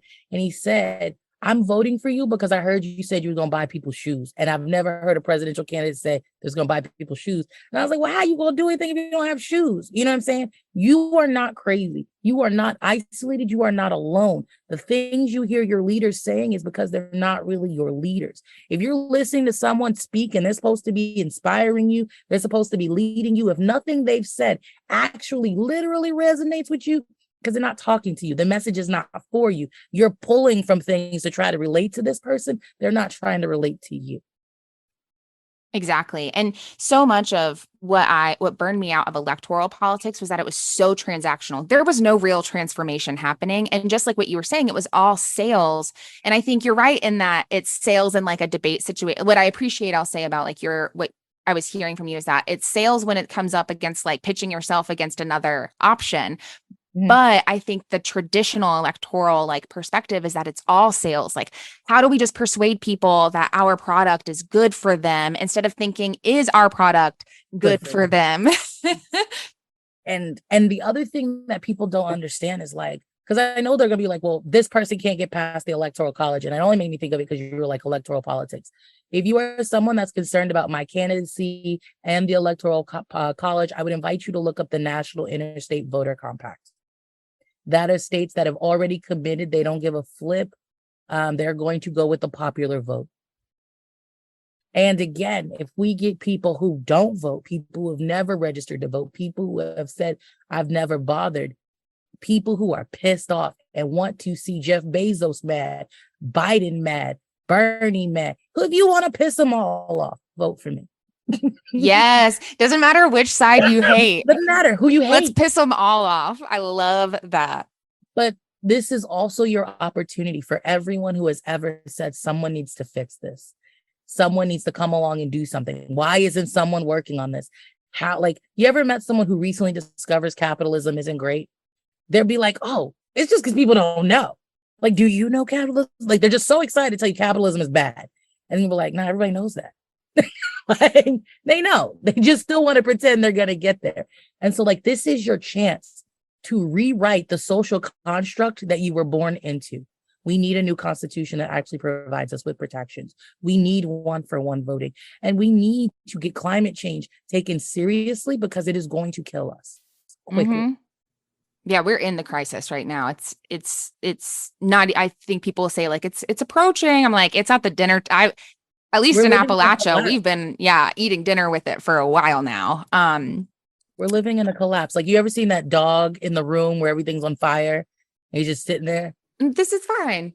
This is fine. That's it. Yep, exactly. Oh, yeah. And there is so much of that. Like, I joke around with some of my friends because I'm like, the best part of being a millennial is watching late stage capitalism fall apart in real time. Like, while it is super scary, there is a level of joy in it because it's just like, damn it. Like, I was meeting with someone the other day and I was explaining to him, he was like, he's like, you're a reformist. And I was like, first of all, that's bad for my brand. Don't say that shit. I'm not. I said, the problem is you have a hard, like, really, people think that they're like, oh, this is how it works. We tell the public they're going to hear about it. They're going to get mad and they're going to do something. What they don't understand is America has been suffering from propaganda, indoctrination, and a consistent intentional decline of our educational systems and programs. So people are not as smart as they used to be. People do not think critically as they used to be. I was in a live on TikTok this morning and the man was like, you convincing a child God is real is very different from you walking up to a 15-year-old who has science classes and technology and going, God is real. We are not having the same conversations. We are not the same people. Our grandparents, great people, love them to death. They worked really, really hard. Most people are in here like, my grandparents worked really, really hard. They weren't lazy. If they couldn't do it, we can't do it. So let's just stop sipping the Kool-Aid and stop throwing good money, good bodies, good lives after bad. We can stop this cycle. We can break this abuse. And that's how we're going to do it. Our generation, our millennials, we have lived through so much. We've seen so much. And we don't have to believe the hype. We have the data. We are smart enough to interpret the data. Literally, we are letting people who, those memes on Facebook, if you don't share this post, your account's going to be deleted. Like, there are people actually still sharing that. And those are the same people who share that shit trying to advise us about politics. Mm-hmm. Back when we were warning them about the emails that were the same exact thing that's being shared on Facebook now, where it was just like, forward this email or else everything in your life will go to hell. Right. 100%. And just to even add more nuance to what you're sharing about what people don't realize in regards to the propaganda and the misinformation and the intentional uneducating of people, is also the culture is intentionally traumatizing us. So not only are we not able to make informed, critical decisions, but we're in a constant fucking state of trauma response and cognitive dissonance, where it's we just are fight or flight, whatever option is feeding that need in the moment, that's what we're going to do. And that's what folks point to reactionary rednecks, where I'm from, for example. And it's the reason that it's so easy for poor white folks to point at poor folks of color as the problem is because they've literally been given trauma after trauma after trauma. And then they've been given propaganda that says, look who the problem is, right? And it's oh, this is the answer to my problems, because there's no space for reflection, for critical thinking. There's no other information being received as an alternative to that potential reality. It's the same thing as when what keeps someone in an abusive relationship, and there's this idea that it takes someone 7 times, right, to leave. And it's in those 7 times, there also has to be so much work going into unpacking what they've been through so that they can finally free themselves from that cycle of abuse. And that's what we're all in right now, is this cycle of abuse with the people in power and the culture. If you provided for that person. So let's be honest. That's 7 times in capitalism. That's 7 times that you didn't have a babysitter. That's 7 times that you didn't have money for your half of the housing or all of the housing. There are a lot of things that go into this. Kansas recently outlawed people living together if you're not married or related. So because they don't want people to have roommates now. Do you see what I'm saying? There's literally people being pitted against each other because to continue this, no offense, you ask people, when did credit cards exist? People are going to say, oh, they've been here forever. Diners Club didn't get here till the 50s. And the credit system we know it as today didn't get here till the 80s. That shit ruined my life and a bunch of other people's life, and it's brand new. And it was just an imaginary thing that they created so people wouldn't notice they don't have money anymore. It's exactly a temporary thing. It's missing. And so that is the difference between us and our grandparents. Our grandparents didn't have the education. You don't need to go to school to figure out that Chuck Grassley was a lying fucking asshole and he screwed the people. Do you know what I'm saying? We don't need to do that. We don't need anybody to tell us Chuck Schumer is corrupt because he's doing it himself. We have the media. We just have to turn it on, not to be funny, but Reddit. There's more information on Reddit than there is sometimes on actual media news channels. There's more people like you actually interviewing people who are doing things in the community than the national mainstream media. Literally, we've called the Young Turks a ton of times, and they're supposed to be a progressive media source. So why aren't they talking to us? So that's what I'm saying. I saw your eyes. You make me laugh. Right? These are the people that are supposed to be the thought leaders. And what people don't understand is they're not talking about anything that you're talking about. They're being performative. They're exploiting you. They're using you. And that's not okay. We have to decide that we deserve better. And even if you don't think you deserve better, your kids probably deserve better. 100%. And part of the healing work, the way that we've been traumatized, is to convince us that we don't deserve better. And so if we can freaking incorporate, and I think that's why I appreciate just the hope and the power behind your message, is that it's also restoring some of that healing of reconnecting with our own power, which is so much of, it's half the work of dismantling the system, is recognizing that we're the ones holding it up. That's really it. We talk about stuff like that, rent strikes, tax strikes. There's all kinds of stuff we could do. If you are someone that wants to organize, we meet every Saturday at 2 p.m. Eastern Standard Time for mutual aid, direct action. If you're a meeting or if you're a union organizer and you want to, get more people to unionize, come to that meeting. If you're somebody that wants to unionize your job, come to that meeting. We are connecting this nationally. The thing that got Fred Hampton killed was that he could only do one city at a time. The thing that's going to keep me alive is I can do every city every day for at least 15 minutes. Mm-hmm. Yes. I already too. My organizer brain is spinning and I'm like, there's so many people that I've got to connect with you. And like, there's other podcasts. So with bigger platforms that have been around longer, Dixieland of the Proletariat is one of them who I'm really close friends with. And I know that they would like love to have you on their show. People don't even need to ask me if I want to come. You could schedule it yourself. That's how we ensure that we're not cherry picking who we interview with. Anyone can sign up the same way you did, right? Like you just go to the site. I want to talk to this bitch on Tuesday at 4 and here we are. Now, sometimes we might be a little late, but we try to fix it.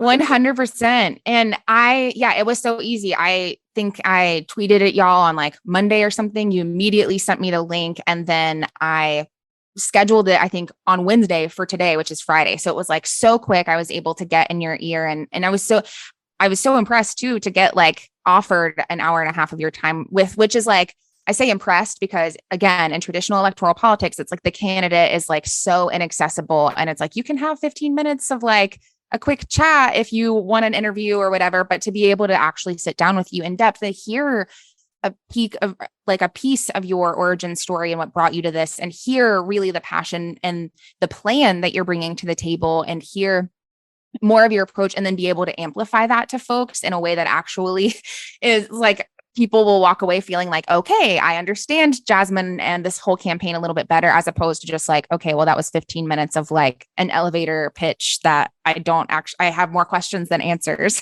So yeah, the reason we give you more time, for people, because people like for even debates, we give them the debate questions. We definitely do. And we ask people to give us, but I never read them because I shouldn't need to prep for what the truth is.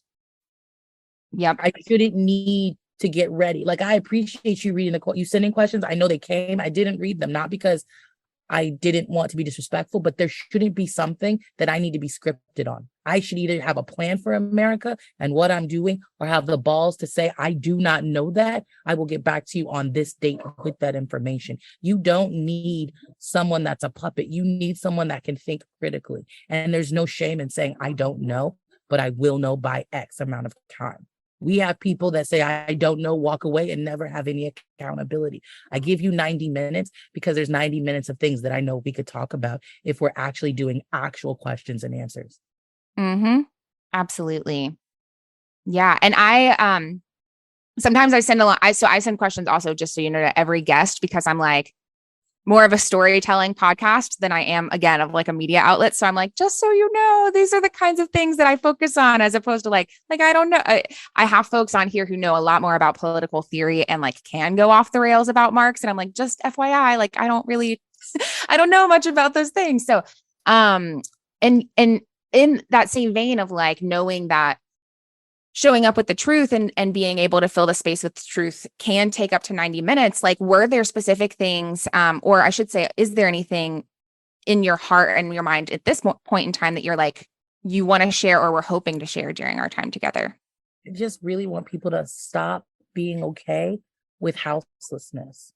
Even if you don't like me, even if you don't think I have a chance in hell, people should not be without shelter, food, and education. Literally, in the United States of America, Jackson, Mississippi has no water. Literally, in the United States of America, people on indigenous reservations are losing their sovereignty and also have no clean water.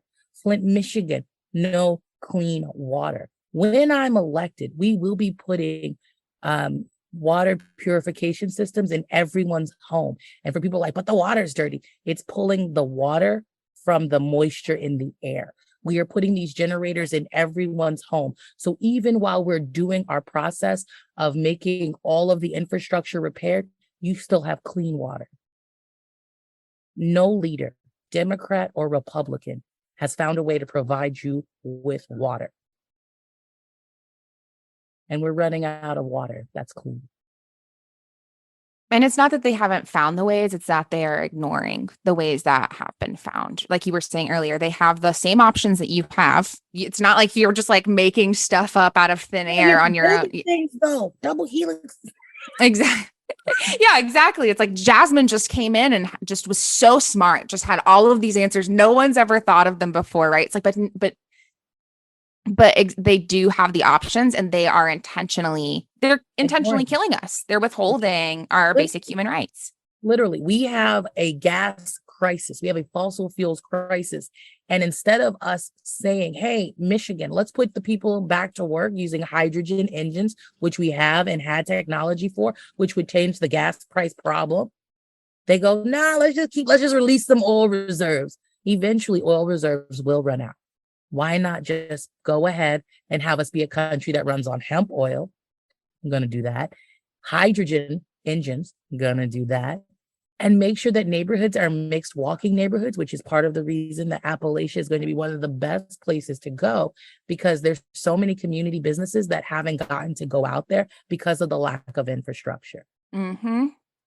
And okay, you just triggered another special interest of mine, which is public transportation, because we have none. And I stand public transportation. I'm like, I love it everywhere. So tell me your plan. Okay. I don't know why I did the Fat Girl Froggle Rock dance, but it was exciting to me because we're getting trains.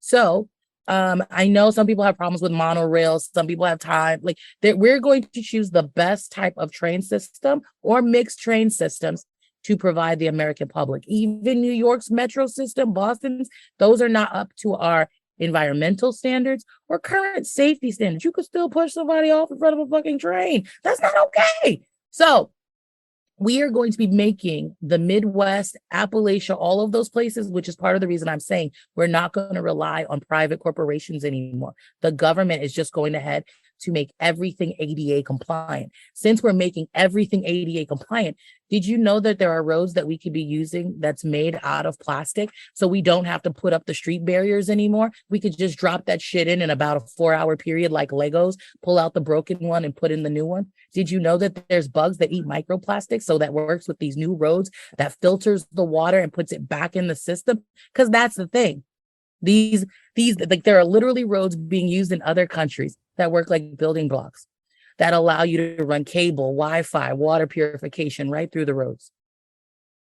Oh my gosh. I had no idea, but now because of my special interest, I'm going to end up in a rabbit hole after this interview. Join us for the project. Like seriously, we are still working on mapping out how these train systems work. So part of the reason I know our presidency is going to be so impactful is everything we are talking about, the American public will be able to review. If you are someone that has an engineering background and wants to help us with this, we're talking to you. We had a geophysicist at our last meeting 2 weeks ago. There was a meeting Saturday, but they weren't there. So that's why I'm just trying to tell you, like, be honest, right? They were there and we were talking about the different types of kinetic walking paths that are going to do better so we can go ahead and produce that energy, by making it so people in your community have actual transit, because I love train rides.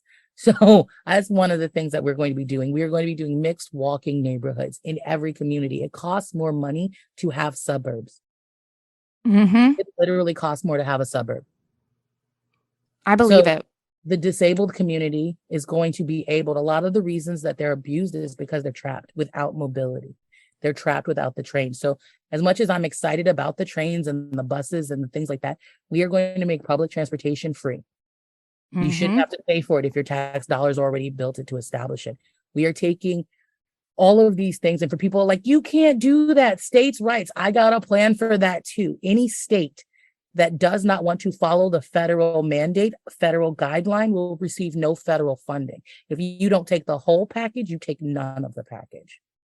Any state that doesn't want to play along with that, I will use that money to evacuate your citizens. I love that. And just so thinking about road systems and trains, I've always had this vision, and I'm just going to share it with you here now because it's like on my mind. Feel it though. Don't tell me. I'm just saying, like, we're filming, like, I'm just being, it's like your idea, but if it's good, I'll steal it. Oh, please steal it. Nothing belong. Ideas can't be owned. I'm sharing it so that you can build on it and expand on it with your brilliance and your network.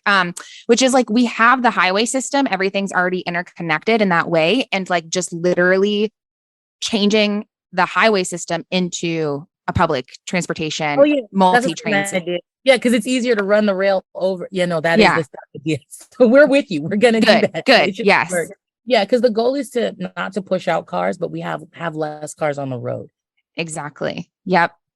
And then from there, like, I think about every time I've gone to, I think some people hate the MARTA system in Atlanta. I love the MARTA system. I think it's brilliant. Because, and I think that's partially because I'm like, we have nothing to compare it to here. But, every time I go to Atlanta, I will park as far out of Atlanta as possible, catch the very farthest, like MARTA, ride it in. And every time I'm riding it, I'm just thinking about like, wow, we could have something like this that goes from Asheville through all of the rural counties using I-26, using I-40, like all of these highways that already connect us. And then from there, having little bus routes into the rural counties that can meet folks at these like community centers where we don't even have inside the county where I live public transportation right now. So it's like that alone, to have a bus that could take people to the grocery store down the road that's 5 miles from where they live, and not 5 convenient miles, like 5 mountain miles, and to be able to not only do that, but then also take that same bus to catch a train to go to the city where they have other, like the closest VA, in the city, except just, and of course, I think you're this. I think my dog got out. I will be right back. Oh my gosh, go catch the dog. Oh no. Oh gosh, I hope the dog didn't get far. When my dog he got far. He ran across the street. The sad part is he runs away every day. Not every day. He's like a year old, and so we just find new places in the fence where we gotta get outside and get creative. Sounds like my toddler constantly outsmarting my attempts to childproof. It's like every day I learn how not childproof my apartment is. Right. He makes me glad that some days you're wearing clothes for interviews. Oh my gosh. Well, thank you. And I also know that we're coming up on time, so I do want to be respectful, and I'm so grateful for the time that we've had together, and just your authenticity and what you're bringing to I'm so grateful for what you're doing in general and the impact that it's going to make. And thank you for stepping into the role to do it. Cause I also know that campaign life, I know that it can be really fun. You meet a lot of people, but I am like, oh my gosh. The worst part about running for president has been the Americans. I mean, if I can be candid, because we're dealing with a populace that is misinformed and undereducated, they also have propaganda, so they don't feel like they're misinformed. They know everything about everything. Someone told me the other day, I can't be running for president. I'm a liar because 37 isn't old enough. Right. And so running for president is a interesting thing, but the way we're running for president is even more interesting. So people are like, well, when are you going out to do rallies? I can do them right here, a webinar. Mm-hmm. You can talk to how many people right here. We can be safer. We can be smarter. We can be more cost efficient. It's cheaper for me to advertise on Twitch than it is to advertise on TV. It's cheaper for me to advertise on Facebook, YouTube, and TikTok, where people my age actually are. I'm going to be in spaces where the non-voters are. Mm-hmm. So we're going to be having rallies at strip clubs. That is something I'm going to show up in person for. Because we support sex workers, right? Sex workers should be decriminalized. We support decriminalizing all drugs so people who are on those drugs can get off of those drugs. And so I just wanted to throw that last part in to make sure people understand that, like, this can be a country that we are actually proud of once again. It doesn't have to be this way. My last question for you. Where do you get all the people points from? That's what I call the extrovert. I'm like, if you're on calls all day long talking to people, I'm like, after 3, maybe 4 Zoom calls, I'm like, nope, I'm done. I'm zapped. All my people points are gone. What do you do to take care of yourself and refill your people points? How do you do it? So we watch anime. we watch anime, we try to do an hour of working, an hour of playing. Like we try to keep it fully balanced. There are some days I go overboard on working, and then my staff will be like, hey, that's not okay.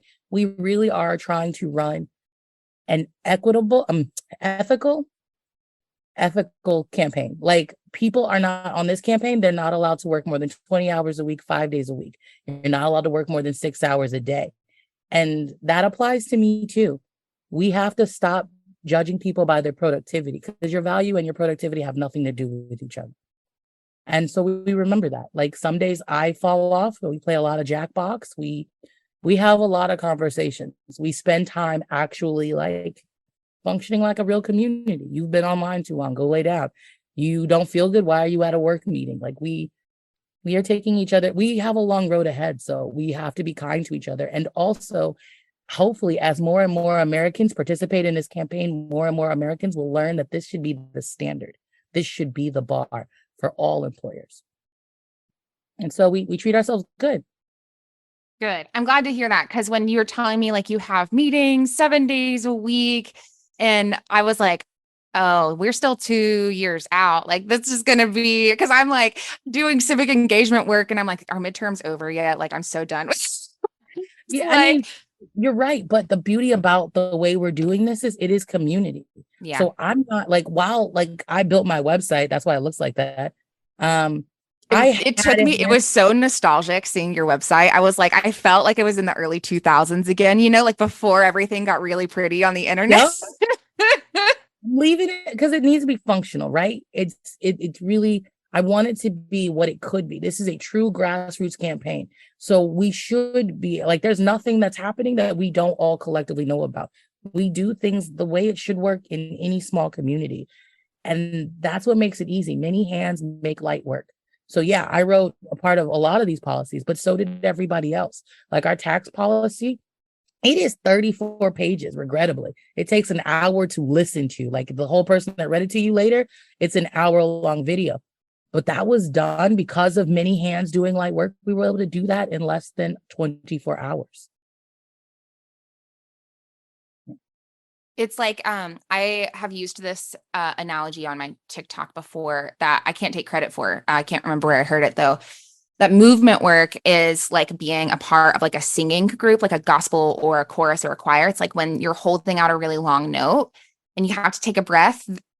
Everyone knows that they can breathe when they need to because everyone else in the group will be holding the note for them. And it's the same way with our work. It's like we have to breathe and let ourselves like get air and be human beings. And that enables us to hold the note for others when they need to be a human being and get some air. And so really appreciate the way that you're embodying that, and how it's not like my first thought when I was like, oh my gosh, 7 days a week of events was like, you must be going all the time. But it's like, no, you're actually able to do that because you're not overdoing it on every day of the week.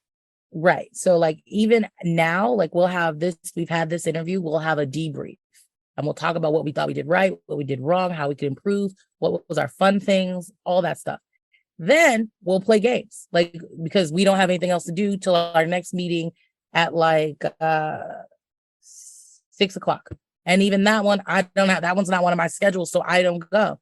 And like, it's really just that. And we'll use breakout rooms and people who are working over here, work over here. Like there's so many new ways to do things. And our generation is afforded so much more luxury in the amount of things we can do because it's 2022. Mm-hmm. Absolutely. The connection and ability to spread information and take care of ourselves and work in new ways and figure out how to get things done together is just like seriously, like, no, I mean, you're 100% correct. Like twice today, yesterday and today, I've been in the room with like Grammy recording people without leaving my house, you know, like this. The biggest thing I would like people to understand is do not let because a lot of people go, well, I've never heard of this person. You just did. I just told you about them, right? So a lot of people feel like they're one person, they're one thing, and they can't matter. And that's not who we are. That's not who we have ever been. You're one person adding your voice to the chorus, sticking with that analogy. And I would not want you to have your listeners to have anyone leave here feeling like they're isolated or there's only 200 of y'all feeling like that. There are so many more people who think that what's going on is not okay. You hear more about them than you do the people who says things are great. 100%. And we have so many of our struggles that are shared that they intentionally, we are taught to stay isolated and not talk about for that very reason, because there's so many that were shared. And it's like, if we are talking about it, that in itself is a threat to this whole culture, which is why they need us to feel isolated and like, oh, I can't do anything about this. I'm the only one experiencing this, et cetera, et cetera. But like you're saying, there's actually so many people who think exactly what we're thinking, or think about exactly what we're thinking about, criticize exactly what we're criticizing, struggling exactly how we're struggling, even when it's manifesting in slightly different ways. And so, yes, thank you so much for saying that. And for being here today. And I will let you reclaim the rest of your time, but I'm going to drop in the show notes all of the websites that you mentioned so folks know where to show up, or how to show up, or at least how to learn more about getting involved. And is there any like other last thoughts that you wanted to share before we wrap up? In real life, I'm not this long-winded. It's funny how campaign work can have, but also it's like, you're passionate about it, right? It's like being long-winded because there's so much to share about this, because it's all wrapped up together and it all feeds into each other. And yeah. And that's the craziest part. I can't talk about one policy without talking about like none of them, because of all my policies are thought for the average American. All of them are all of them intersect, and all of them are for the benefit of all of us. And so somebody's always trying to, I find in politics, someone's always trying to gotcha. And there's no gotcha, because I'm just telling the American story. Exactly. So much of it, of the policies that we are pitched are like rooted in this binary of it can only be one thing or the other. It can only be economy or environment. Like we can only win one or the other, but in truth, it's all interconnected. And so long as we're extracting from the environment, we're also extracting people's labor in a way that is harmful to them. And like, it's all replicating the same things in new ways. Yeah. So let's reset, y'all. Let's reset. Thank you, Jasmine. I hope you have a great rest of your night. And I'll definitely be passing some people in your direction, and hopefully they sign up and get to talk to you too. Thank you. And I can't wait to talk to more people. Thank you so much for this opportunity. Seriously. And your patience with my dog. I'm so sorry. Mine is a gremlin. So I understand. Thank you. I'll leave y'all for your debrief. Have a great night. Night. Thank you. Bye, Twitch. And I think that brings us to the end of everything we got for y'all today in this extra long episode of Rednecks Rising podcast. Don't forget to check out the episode description notes so that you can keep tabs on Ash in West Virginia and the Jasmine Sherman campaign and this podcast, since it is your favorite. Thanks so much for making it all the way to the end with us, y'all. And Lord willing and the creek don't rise, we'll see you again next week.